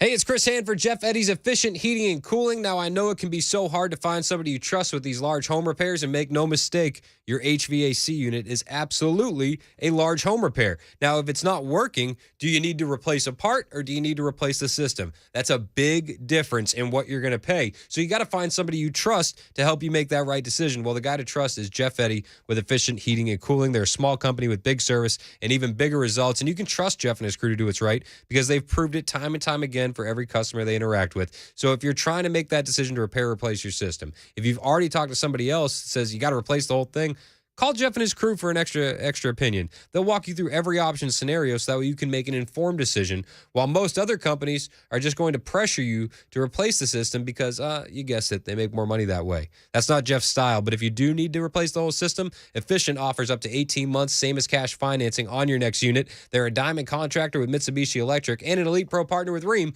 Go to efficienthvac.net or call 615-784-4424. I wanted to touch on the history of Tethered and kind of how it came about. There was a handful of us that were already using similar equipment. At the time, however, you couldn't just go to the store and buy saddle equipment. It just didn't exist. Selfishly, we just were making gear that nobody else would make for us and that we wanted ourselves. And our goal was just to make enough to break even. Fortunately for everybody involved, it took off. It's got an appeal. People really liked it. When you think of a saddle, that's what I think of. That's the first name that I think of when I hear about a saddle. For me, the reason I got into it was I'm hunting public land, and most of the time I'm going pretty deep. Being lightweight and mobile was huge. I walk in with a pack and my bow. That's it. The more I did it, I was like, man, there's so many features here that are helping me improve as a hunter, where I can take different shot angles and stuff. And I'm going to tell you, I feel safe with this rope all the time. Yeah. From the ground up, I'm hooked in. If I fall off this thing, I'm just going to swing a little bit. And I think the learning curve is small. It's just about getting comfortable with your equipment. It's the biggest thing. And for me, it's repetition and then fine-tuning that to meet my needs. And that's the cool thing. What I like and what might meet my needs might be a little different from you. And even though we're doing the same thing, you can tweak it to meet your needs. And I really like that aspect about it. But we've done a really good job of just innovating and creating products that don't exist. You're seeing the growth of the sport, you're seeing the innovation, and you're seeing all of these cool things that we make, and it's because we actually use it.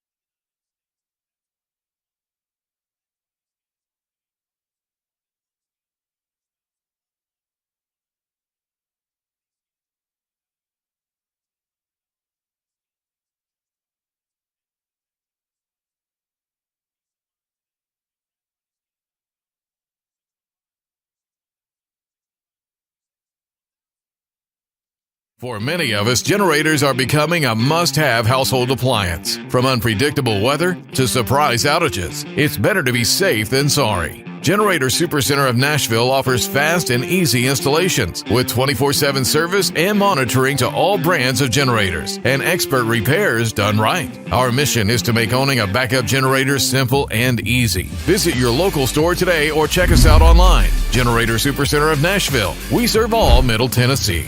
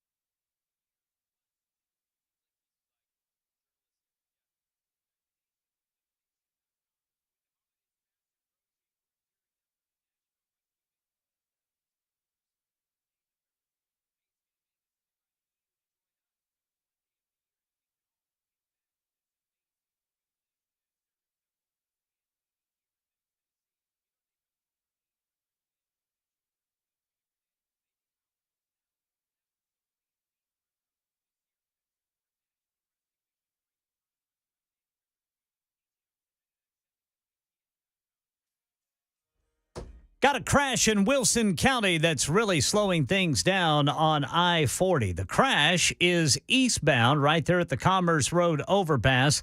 It's blocking the right lane. We're going to tell you what more we are learning about a purported leak of the Covenant School Shooters Manifesto, and former President Trump on the stand in the civil fraud trial against his business has already drawn a reprimand from the judge. These stories and more at 11 on Super Talk 99.7 WTN. Thank you, Ken Weaver. It's Super Talk 99.7 WTN. My name is Chris Hand. We were just talking off air, me and Mac, and it's, we were wondering if there's going to be more release from this.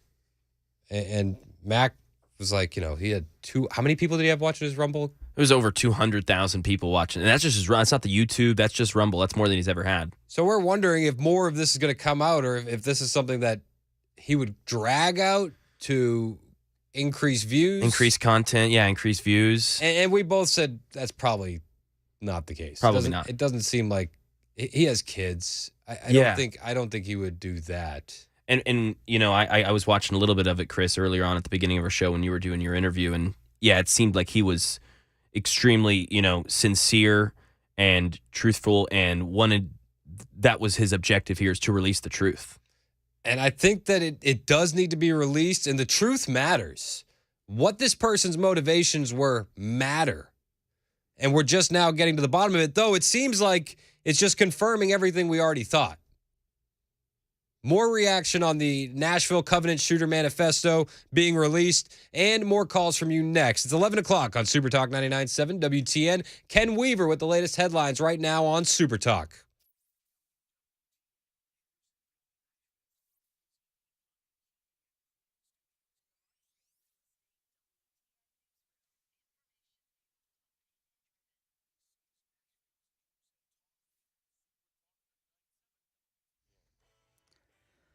Eleven o'clock on the dot this Monday morning. I'm Ken Weaver with your top stories. Got the full forecast in 2 minutes. Right now on social media, conservative commentator Steven Crowder claims parts of the Covenant School Shooters Manifesto have been leaked. Crowder posted 3 photos of writings in notebooks showing hatred for white people, but none of these photos have been officially verified. Metro Police say they are aware of the situation, but they tell the Tennessee Star they have, quote, no idea about the documents Crowder claims to have obtained. Channel 4 says it has reached out to the attorney for the shooter's parents, David Rabin, who says he cannot confirm the legitimacy of these writings. He says they have never seen a manifesto at any time and are not in a position to authenticate these pieces of paper. Rabin goes on to say they have absolutely not released anything, but certainly did not release this. Several media outlets, including the Tennessee Star, are battling in court for the release of the materials to the public. For now, Tennessee's Court of Appeals is deciding whether the parents of the Covenant School shooting victims can seek to veto the release of any of these records ever. Right now in New York, former President Trump is back in a New York City court today, this time taking the stand in the civil fraud trial against his company, the Trump Organization. We get more from ABC's Olivia Rubin, who was inside. He is hardly even looking at the judge as he repeatedly steps in to cut Trump off and ask Chris Kise, his attorney, to please have his client keep his answers short. Hardly even one time sitting in that court for 45 minutes did we see Donald Trump look at the judge. Instead, we have seen him look straight forward, look down at the witness stand, at the papers in front of him. But he has been shaking his head. He looks at his lawyers. At one point, his face grew a bit red, but really very little reaction from Donald Trump, who has somehow managed to remain remarkably calm. Now, the judge has already ruled that there was fraud committed in the Trump Organization, but still has to rule on the monetary payment that Trump may face. That's the latest news. Weather is next. I'm Ken Weaver, WTN News.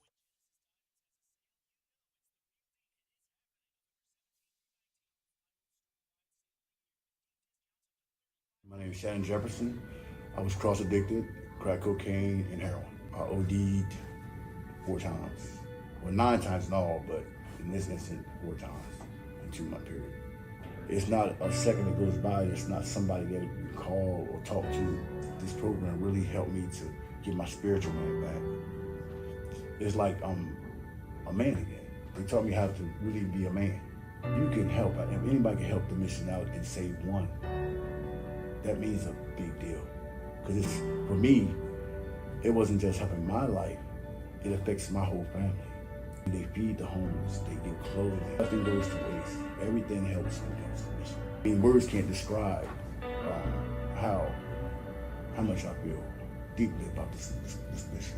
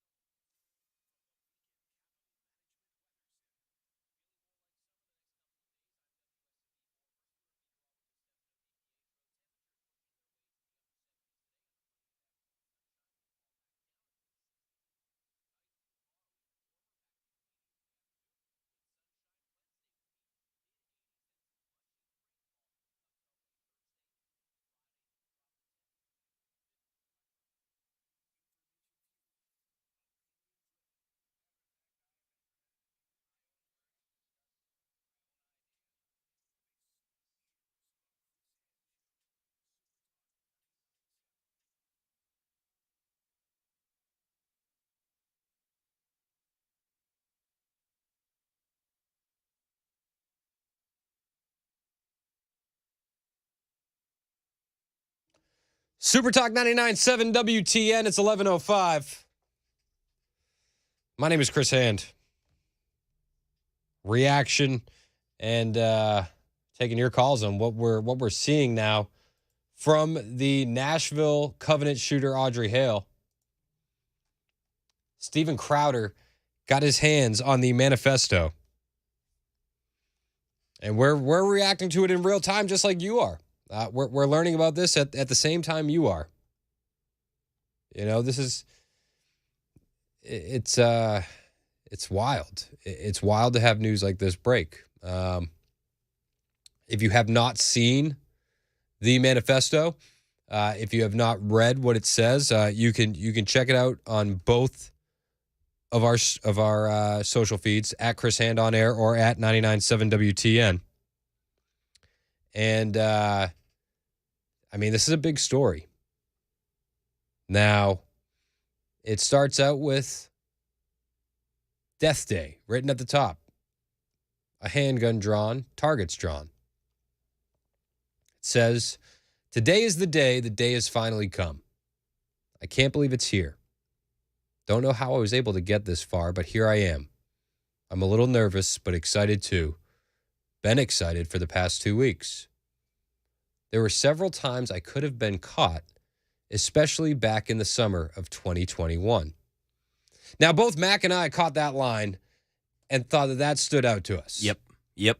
Multiple times, several times, I could have been caught. Several times I could have been caught, especially back in the summer of 2021. Especially in the summer. So multiple times, but what happened? What happened in the summer of 2021? On a certain level, this doesn't bring any closure. This brings more questions. Yes. But the shooter, Audrey Hale, goes on. None of that matters now. I'm almost an hour and 7 minutes away. Can't believe I'm doing this, but I'm ready. I hope my victims aren't." It's dark. My only fear is if anything goes wrong, I'll do my best to prevent any of the sort. God, let my wrath take over my anxiety. It might be 10 minutes tops. It might be 3 to 7. It's going to go quick. I hope I have a high death count. Ready to die. Ha ha. Then she writes Aiden on this one, which is how she was referring to herself when she was trying to transition into a man. But something you pointed out on another page, she refers to herself as Audrey. Yeah, she opens up the next page with Audrey. It's interesting. I mean, you can tell that this person just has deep, deep mental issues. And on that next page where she opens up with Audrey, it says, kill those kids, those crackers, going to private fancy schools with those fancy khakis and sports backpacks, with their daddy's Mustangs and convertibles. F you little blanks. I wish to shoot you. Blank blank with your mop yellow hair. Want to kill all you little crackers. Bunch of little blanks with your white privileges. F you blanks. It's dark. It's dark. It confirms some of the things that we thought. That this person was twisted, evil, apparently has leftist indoctrination flowing through them with their lines about white privilege and daddy's Mustangs and khakis. Just evil. Pure evil written down on these pages. I feel for the victims and the families. I know today will not be an easy day for them as they're forced to relive all of this once again. And our thoughts, our prayers, our hearts go out to them. Truly, from like one parent to another. I can only imagine what you're dealing with. But I do want to know what you think about it, where your head goes. 615-737-9986. 0978 texted in, said, what did she mean by designated parking spot? Did the staff have assigned parking? Did she know the spots of the staff that were armed but not at the facility that day? He's referencing a part of the manifesto that's going over the schedule. And on the schedule, she scheduled this whole thing out. On the schedule, she has park in designated spot. She went to the school, right? So maybe she parked in a visitor's spot. Yeah, and right before that, check parking lot for security. So that maybe could have been a part of the plan. Mental issues or not, I mean, this was so planned out and so dark. And she says herself, there were several times I could have been caught, especially back in the summer of 2021. It brings up more questions than it gives us answers. Steve in the Borough, you've been hanging on the line for a minute, my man. Thank you so much for holding. What are your thoughts when you hear this manifesto and when you see it for yourself, Steve? You know, I can't help but feel like this whole thing is a manipulation. And even the person who leaked whatever they leaked to Steven Crowder, I feel like he's being manipulated as well. Because if you think about it, and I've had this conversation many times since this event happened, why was she so focused? Why was there so much hatred, towards this particular school, towards these particular kids? And we already know that with autism, there is an ability to be manipulated if someone's trying to. But we also know that a lot of folks in the LGBT community, specifically in trans, they experience some sort of encounter with sexual predators early in their life that got them into a path that they question their own sexuality and whatnot.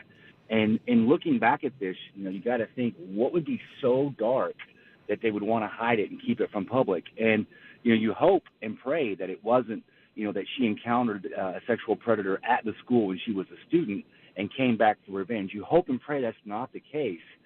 So I'm almost relieved that they're leaning towards, just mental illness and the left-wing narrative, but that seems too easy. It seems a cop-out. It seems like they understand that people really want to get to the truth, And if they can divert us by looking over here, oh, it was just autism and mental illness and left-wing agenda, that'll satisfy the curiosity and we'll move on and let it go.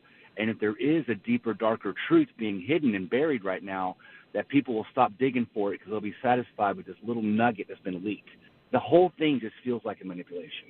Yeah, I think as of at this point, that's it's a very safe route to take, right? Like, let's not jump to conclusions. Let's wait and see what else gets released.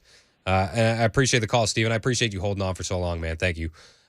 Phil Williams from Channel 5 tweeted out, multiple sources have told me that the selective leak of 3 pages of the Covenant school shooting manifesto is extremely, all caps, extremely misleading.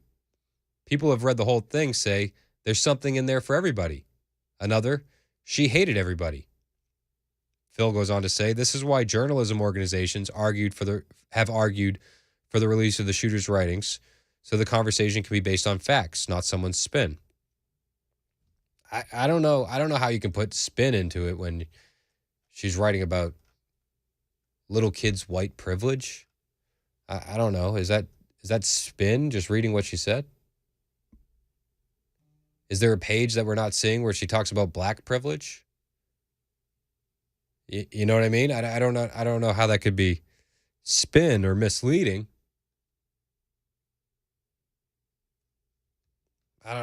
It just seems off. It seems off to me. Going to private fancy schools with those fancy khakis and sports backpacks. I have a hard time reading that and feeling like, oh, I'm being spun. Do you feel like we're being spun, Mac?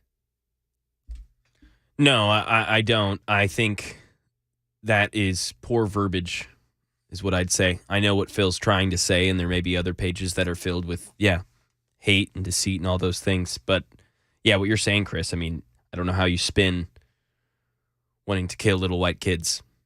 I don't either. Deb in Smyrna, you've been hanging on the line for a minute. Deb, you're on Super Talk 99.7 WTN. What's going on, Deb? I don't know if I have a little bit different perspective. I was a little bit on the fence whether to have that stuff released or not, but I've changed my mind. I think it should be released. I feel for the families of the victims, having to relive this every time something comes out about it. But with that said, I think the manifesto should be released so the community, the city, the state, the country can see how deep I'm just going to call it indoctrination goes and what can happen as a result of it. I mean, the cliche, what happens in Vegas stays in Vegas, doesn't necessarily apply because clearly this affects more than just an isolated community.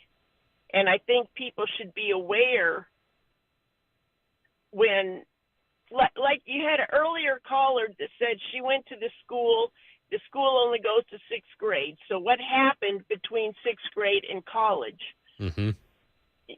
There's a lot of missing years there where she could have been, I'm going to use this term loosely, but brainwashed. She could have been indoctrinated. What happened to put her in this frame of mind?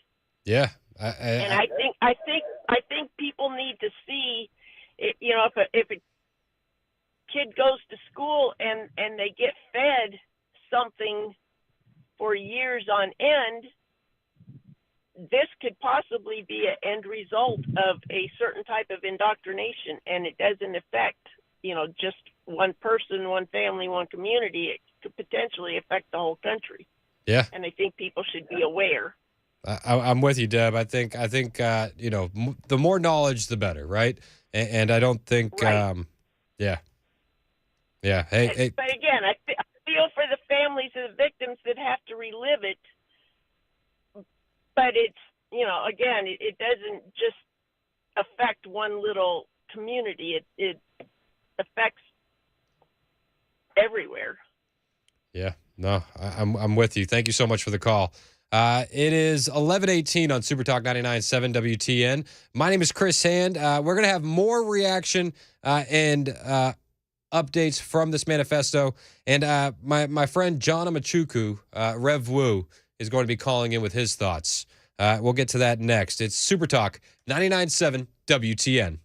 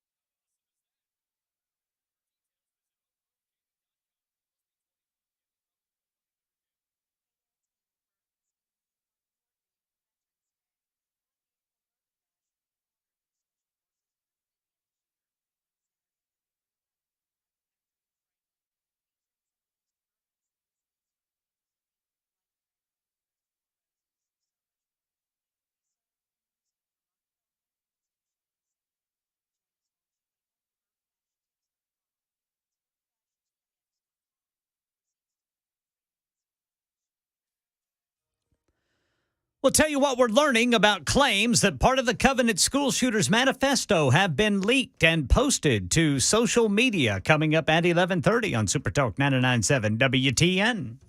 Thank you, Ken Weaver. It is Super Talk 99.7 WTN. My name is Chris Hand. We're reacting to the Nashville Covenant Shooter Manifesto. Now, there's a lot more questions that are being raised with this than we're getting answers for. Like, for instance, 3 pages have been released, right? So, what happened to the other pages? Phil Williams goes on Twitter. He says it's extremely misleading. I want to know how. And I would like to see the rest of it if it is misleading. Now, I also want to know, how do you feel about this? Do you think that this should have even been released in the first place?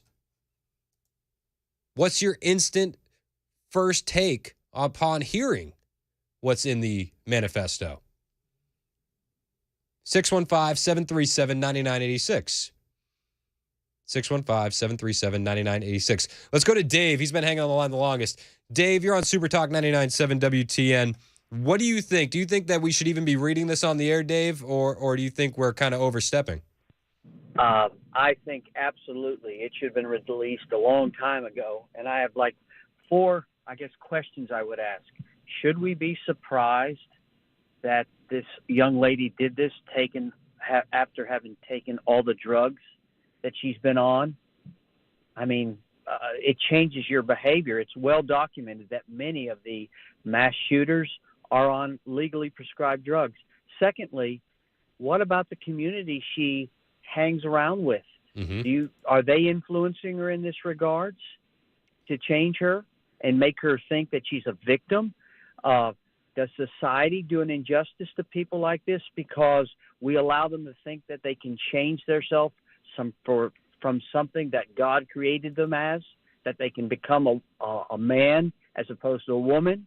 And I'm surprised why the governor called this special session for guns when it sounds like drugs, behavioral changing drugs, are the real issue here. Hey, that is a good point. I mean, I'm sure the governor had seen this, right?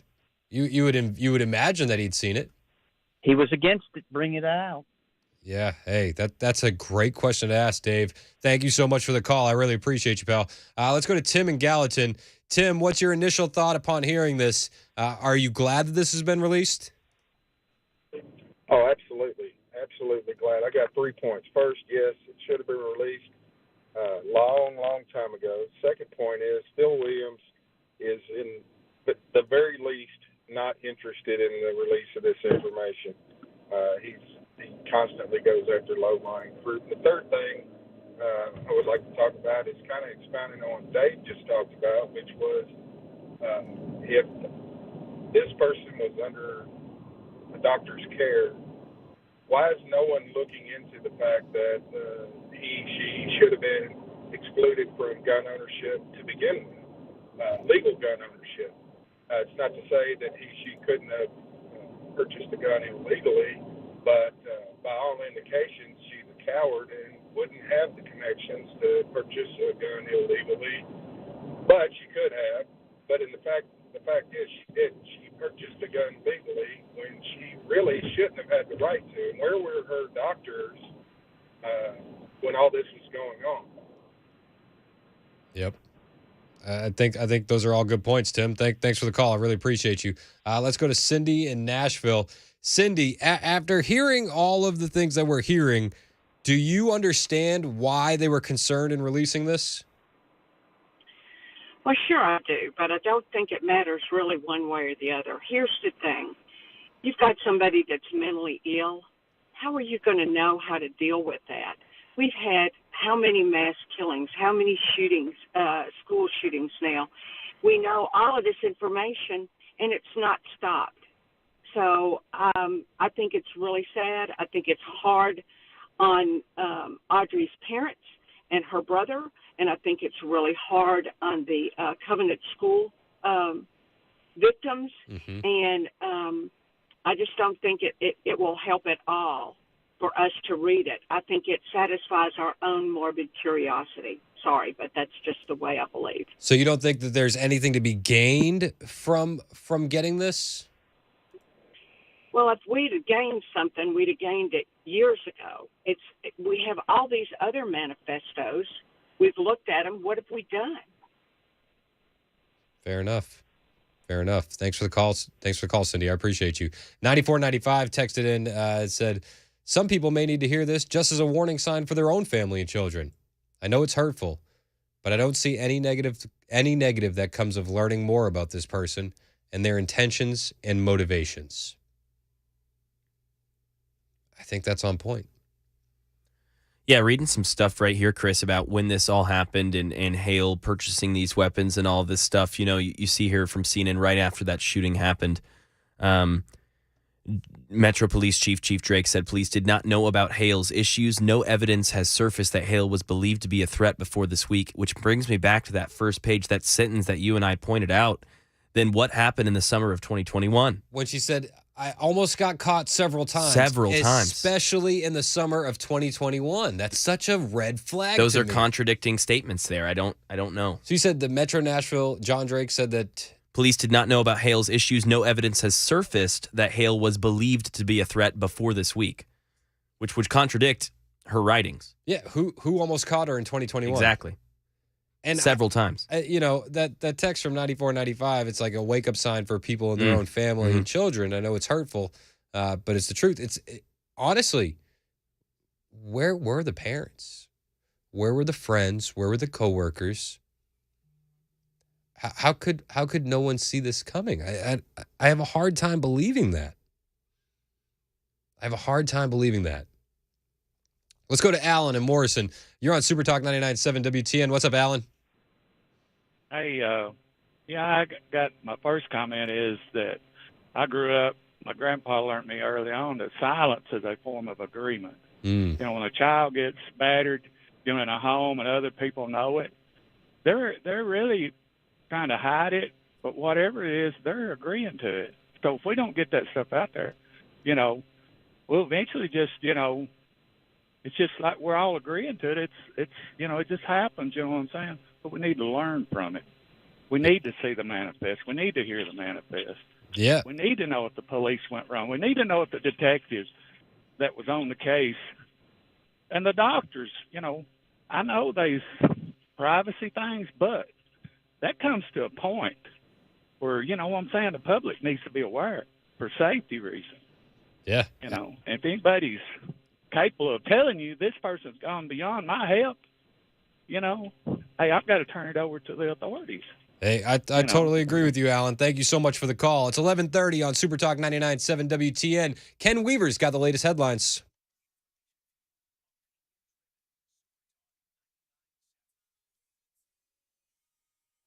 $11:30 on the dot. I'm Ken Weaver with your top stories. Got the full forecast in 2 minutes. And right now in Nashville, Metro Police say they're aware that a conservative commentator, Steven Crowder, has posted to social media parts of what Crowder claims is the Covenant school shooter's manifesto.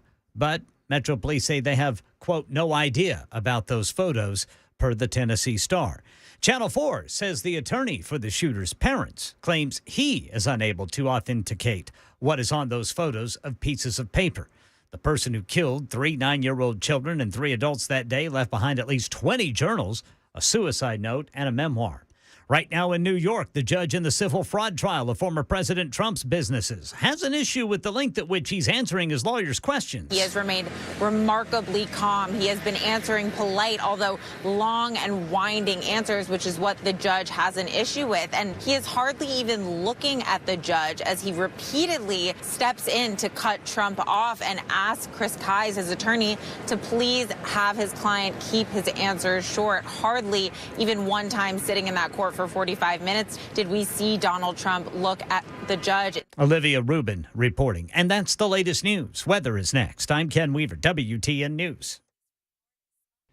Hi, I'm Paul Winkler.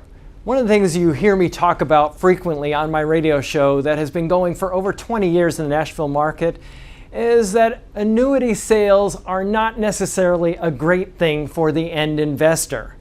Now, if you go to an investment firm, a lot of times you'll get that. The first thing that they recommend, an annuity. Banks and investment firms recommend these for one really good reason. And many times that reason isn't the best thing for you. It's commissions. It's a huge moneymaker for the investing industry. This is why I think it's so important that when you work with an investment advisor, that they not be paid on commission. It creates a huge conflict because it creates an incentive to sell you things that may not be in your best interest. If you want to learn more about our approach to investing and financial planning, go to paulwinkler.com and set up a free 15-minute phone call. We don't do anything on commissions. Or you can call 615-851-1950.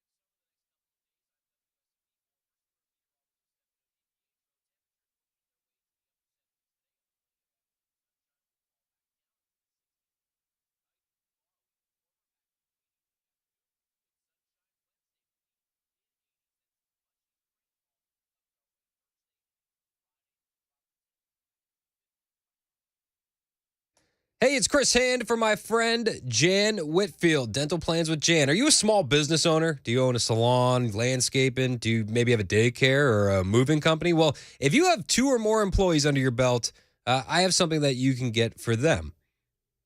A dental plan and a vision plan. Now, in this time of high turnover with your employees, you got to do something to incentivize them to hang around. And maybe dental and vision is just the ticket. And it's so easy to make your employees feel valued and appreciated this way. And it's just a tiny way to say thank you to your employees. Now, if you've thought you couldn't afford dental and vision for your employees, well, you can with Jan. It's easy, it's affordable, and these are reputable dental plans. It's a win-win for you and your employees. Now, it only costs about $27 to $39 a month, depending on what benefits you're choosing and how many employees you have enrolled in your plan. And you can add spouses, you can add dependents, and more.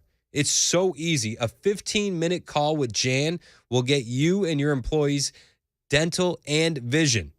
These group plans are some of the most popular in Tennessee. And I'm telling you, if you're having trouble with employee turnover, this could be the thing that keeps them with you. Dental Plans with Jan. Call my friend Jan Whitfield. 615-974-9655. 615-974-9655. Super Talk 99.7 WTN. What's going on? It's the Chris Hand Show. We are reacting to the Nashville Manifesto leak that happened earlier this morning with Steven Crowder. Joining me on the phone now, Reverend John Amachuku. What's up, John? How are you, sir? Hey, thank you so much for having me on your show. This is the information that we have all been waiting on, the manifesto. So John, where does your mind go when you read what we're all been reading this morning? What are your initial thoughts on the manifesto? Several things come to mind. Number one is rest in peace to the 6 individuals who were killed by this satanic individual. Audrey Hale is now the new face of wokeism. Not only was she mentally ill and demonic, she suffered from oikophobia. Oikophobia is a dislike for one's own culture. When you read the manifesto, you see several things. Number one, she hated white people and called them racial slurs. Mm-hmm. She hated wealthy people. She hated white privilege. She hated the patriarchy. She hated the rainbow and called them racial slurs as well. And most of all, she hated Christians. I believe that this mass shooting is the fruit of critical race theory. When you think of CRT, you should also now think about Audrey Hale, because she was a satanic Marxist. It really is kind of dark when you read her writings. Do you think it would have taken us this long to see this manifesto if this was a MAGA conservative? Of course not. It would have been out the same day. It's almost like MAGA conservatives versus the world now. They intentionally kept this information covered because they knew the implications thereof. She was also a liberal white woman. We should also add that to the long list of things that many people have overlooked. Her ideologies are not American values. They do not speak towards an individual who is sane or understands the significance of this blessed American dream that we all have a privilege to. I believe that Audrey Hale was also a product of wokeism in that the tentacles of critical race theory and intersectionality and having a disdain for people just because of their pigmentation, these things are counterproductive towards our children, which is why I'm traveling the country trying to rid the school systems of critical race theory and intersectionality and gender theory and queer theory. We have to fight against these things because our children are at stake. Yeah, and you're on the front lines of this fight. I see you at all the school board meetings going at them about the books that they have in their libraries and what they're teaching the kids and impressing upon the youth. And it seems like this shooter didn't have any positive role models in her life. Now, in the manifesto, she says she almost got caught in 2021, especially. And we know that her parents caught her with guns in 2021 and told her to get rid of them, and she didn't. So do you think the parents are to blame in this situation? Do you think it's culture? Where do we put this blame? I do think that the parents are to blame as well, to make sure that they remove the guns from the home and make sure that she does not have access to the guns. I believe that the parents more than likely were supportive in her transition as well. We all know that you're setting a child up for depression and for ultimately suicide when you begin to insert into their body foreign hormones, driving them oftentimes insane. For the medical industry, those individuals are a cash cow. When you want to convert a boy into a girl, you give them estrogen. If you want to convert a girl into a boy, you give her testosterone. It's a foreign substance. And so therefore, over time, that individual is going to begin to become erratic and begin to act out in crazy ways. And this is what we've seen through the situation. Guns are inanimate objects. They can't move unless someone picks them up. Yep. She was a wicked individual who picked up these guns, and she hated whites. She was very racist, and she wanted to kill Christians. So she went to a school and did that. I do believe that the parents should be blamed for this, and also we should blame the Biden administration and the Obama administration for their support towards transgenderism and messing up our children. No, I get where you're at, man. Do you think that the FBI and the Metro Nashville Police Department intentionally hid this because it was going to confirm a lot of what we originally thought about this shooter? Yes, I do. It's all intentional. They knew what was going on from the beginning. They saw the manifesto. They had the information. They did not want us to know what was taking place, so they smothered it. This was all intentional. It was an inside job. Yeah, it's crazy. Well, John, I just want to say thank you so much for taking some time out to call me and give me your insights. I know you're on the front lines of a lot of this stuff, so I really appreciate your viewpoint on it. Hey, thank you so much for having me on. Yeah, man. God bless, and you're welcome on the show anytime, John. Thank you. That's Rev Woo Truth on Twitter. Rev Woo Truth. He's a good guy. So we appreciate him checking in and giving us his expertise on this situation. I do want to get more reaction from you as well. 615-737-9986. What do you think about this whole thing? Let's go to Karen in Fayetteville. She's been hanging on the line for a minute. What's up, Karen? How are you? Hard to follow, John. I'm sure you could do just fine, Karen. Well, what I think is that we put too much blame on guns and drugs, and we don't pay attention to a child being bullied. And then she goes to a high school where she's bullied probably by her black friends that she's so close to, and the CRT, and the fact that she went to that school. And so children need support and love, and we've taken God out of everything. So what do they have to fall back on? So if you don't have strong parents teaching you that God's word is true and to help you through life, you're lost. And we're seeing it over and over with all these kids and these shootings. I wouldn't blame, of course, the guns. And as far as the parents, I would say earlier, but she wasn't that young. No, that's fair. And I think I think your main point there is so true. Where's God in all this? Well, he's missing from that family's life, it seems, and he was definitely missing from the shooter's life. And it seems like the more we take God out of these schools, the more this stuff kind of happens. It does, because there's no backup for them. Yeah. They turn to guns and drugs. Yeah, no, you're absolutely right. You're absolutely right. Hey, thank you for the call, Karen. I really appreciate it. I wanted to thank you for Sarah too. Oh, yes, she was awesome this morning, wasn't she? She should primary Marsha Blackburn. I will make sure that I send her a text and let her know that Karen in Fayetteville said that. 100%. Hey, And thank you. You are absolutely wonderful. Thank you. I appreciate you, Karen. Thank you for calling in. Have a good one. Bye. Yes, you too. Let's go to Samantha in the borough. Samantha, you're on Super Talk 99.7 WTN. What's up? Hi. I wanted to call in because I have personal experience with an individual just like this. And while everybody's looking at different individual issues, there's a big picture here of a lifetime of experience of these individuals. The Reverend is right. Karen is right. It's all correct. Number one, my child, who is transgender and just like this, in many ways, will never have access to guns. And if I ever find one, she will be in so much trouble.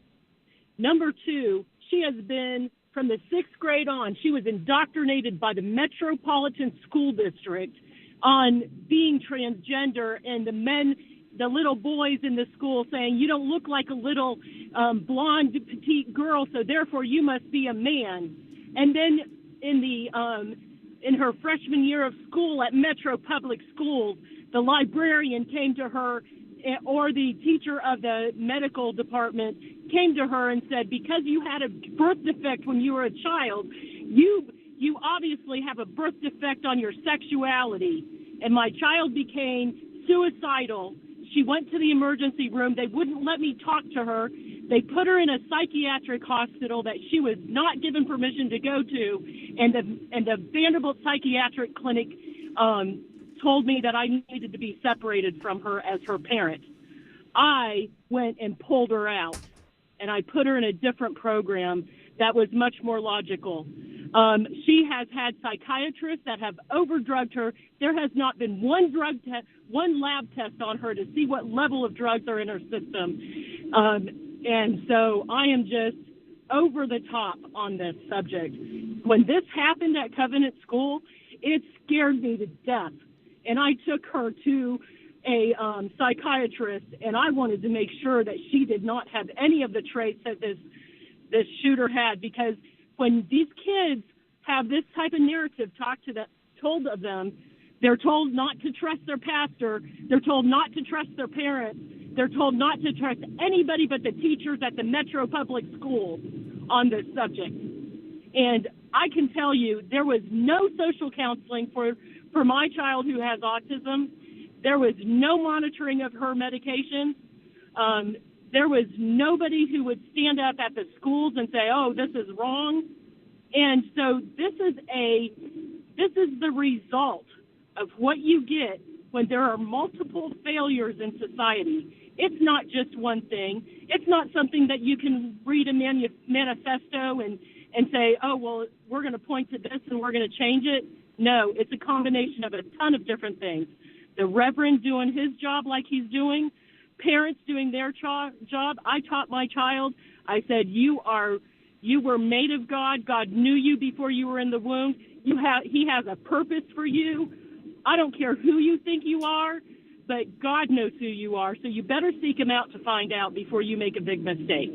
And she has been very well. I keep her in counseling every week. I have her medications monitored. I don't see anybody in the mental health industry that's an expert on this. She has a job, a good job. She has friends. She's in school. And I don't see any hatred in her for Christians. I can tell you this, though. A Christian pastor has no clue how to handle a situation like this. He should not be counseling somebody like this, and he should not be interjecting his opinion. I love that the intention is to present God. It saves their soul, but that's not going to do it. What the Reverend said is that there's a demonic part of this, and there is. And it started in Metro schools with the stupid narrative that they taught my daughter on how to hate your parents and everybody that wants to help you. So well, I'm sorry, I'm rambling on. No. Can I say something to you? First, I want to say thank you for sharing. I think it's good to get another perspective on this. Secondly, I want to know. I have a couple questions for you. When did you find out that your daughter was transgender? And I also want to know, where you would put the blame mostly, because I know you said it's a larger issue, but do you think this is a culture issue? Do you think it's the counselors at school, or do you think it's a medication issue? I think it's a political issue. I think our enemy has come in, and this is how they are destroying our country. If you look at the big picture, they inserted people in metro schools who want to push this narrative. This is a failure of our federal government, who has one job to protect our borders, and they're not doing it because they want these people to come in and they want them to destroy our children so that we don't have an army. Interesting. I know that sounds very extreme, but that's the bottom line. And they are going to come after, and they've taught these kids to hate, just like Hamas has taught their kids to be soldiers. They've taught our kids. Hey, and I'm sorry. No, you go ahead.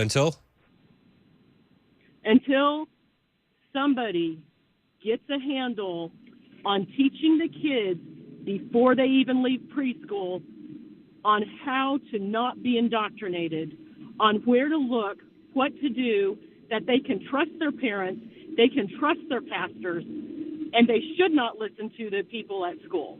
Those people are in charge to read, write, teach them math, and prepare them for college and life. They are not there to educate them on social issues. Amen. And all of that stuff needs to be taken out of the schools. Amen.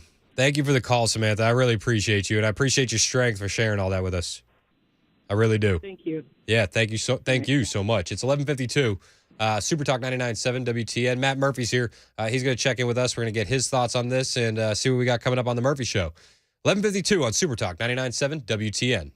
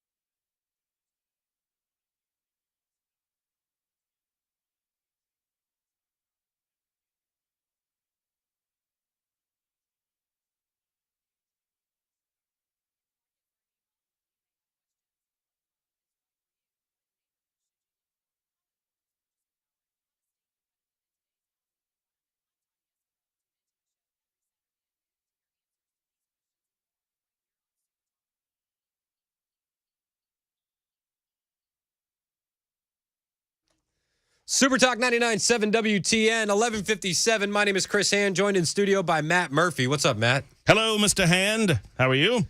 I'm good. So what is your initial thoughts? You know, it is, to me, it is less of a surprise about the contents of what we are reading regarding these 3 pages that have been leaked, and more an indictment on our government officials and those in the mainstream media that have in some ways fought against the release of this information. They act as if we're children and we cannot handle this information. I don't know that I've learned anything new regarding the insanity and the hatred of the individual involved. This is all what we expected it to be. Yep. But for me, the reaction of the people who are screaming that, oh, this is taken out of context and all of these other things, I don't understand what is the nature of what we are seeing that is taken out of context. That blows my mind. If I read 2 paragraphs and I read the entire page on the air, I don't know what was taken out of context if I read the whole page. I didn't cherry pick anything. And my other point, would they have delayed the release if it was a ultra conservative MAGA white supremacist? You know what I mean? Would they have delayed it this much? Well, I have a hard time believing that because we have evidence historically over the last 10 or 15 years where these releases happen almost immediately when the individual is attacking a certain group or is of a certain mindset. So we'll have much, much more to say about it in the 12 o'clock hour, obviously. Well, we look forward to that. Matt Murphy's on his way in, taking more texts, more calls from you at 615-737-9986. Also, if you have not seen the manifesto release, if you want to look at it with your own eyes, not just hear it read to you on the radio, you can check it out on my Twitter page at Chris Hand on Air, or you can find it at 99.7 WTN. Matt Murphy's in next. It's Super Talk 99.7 WTN.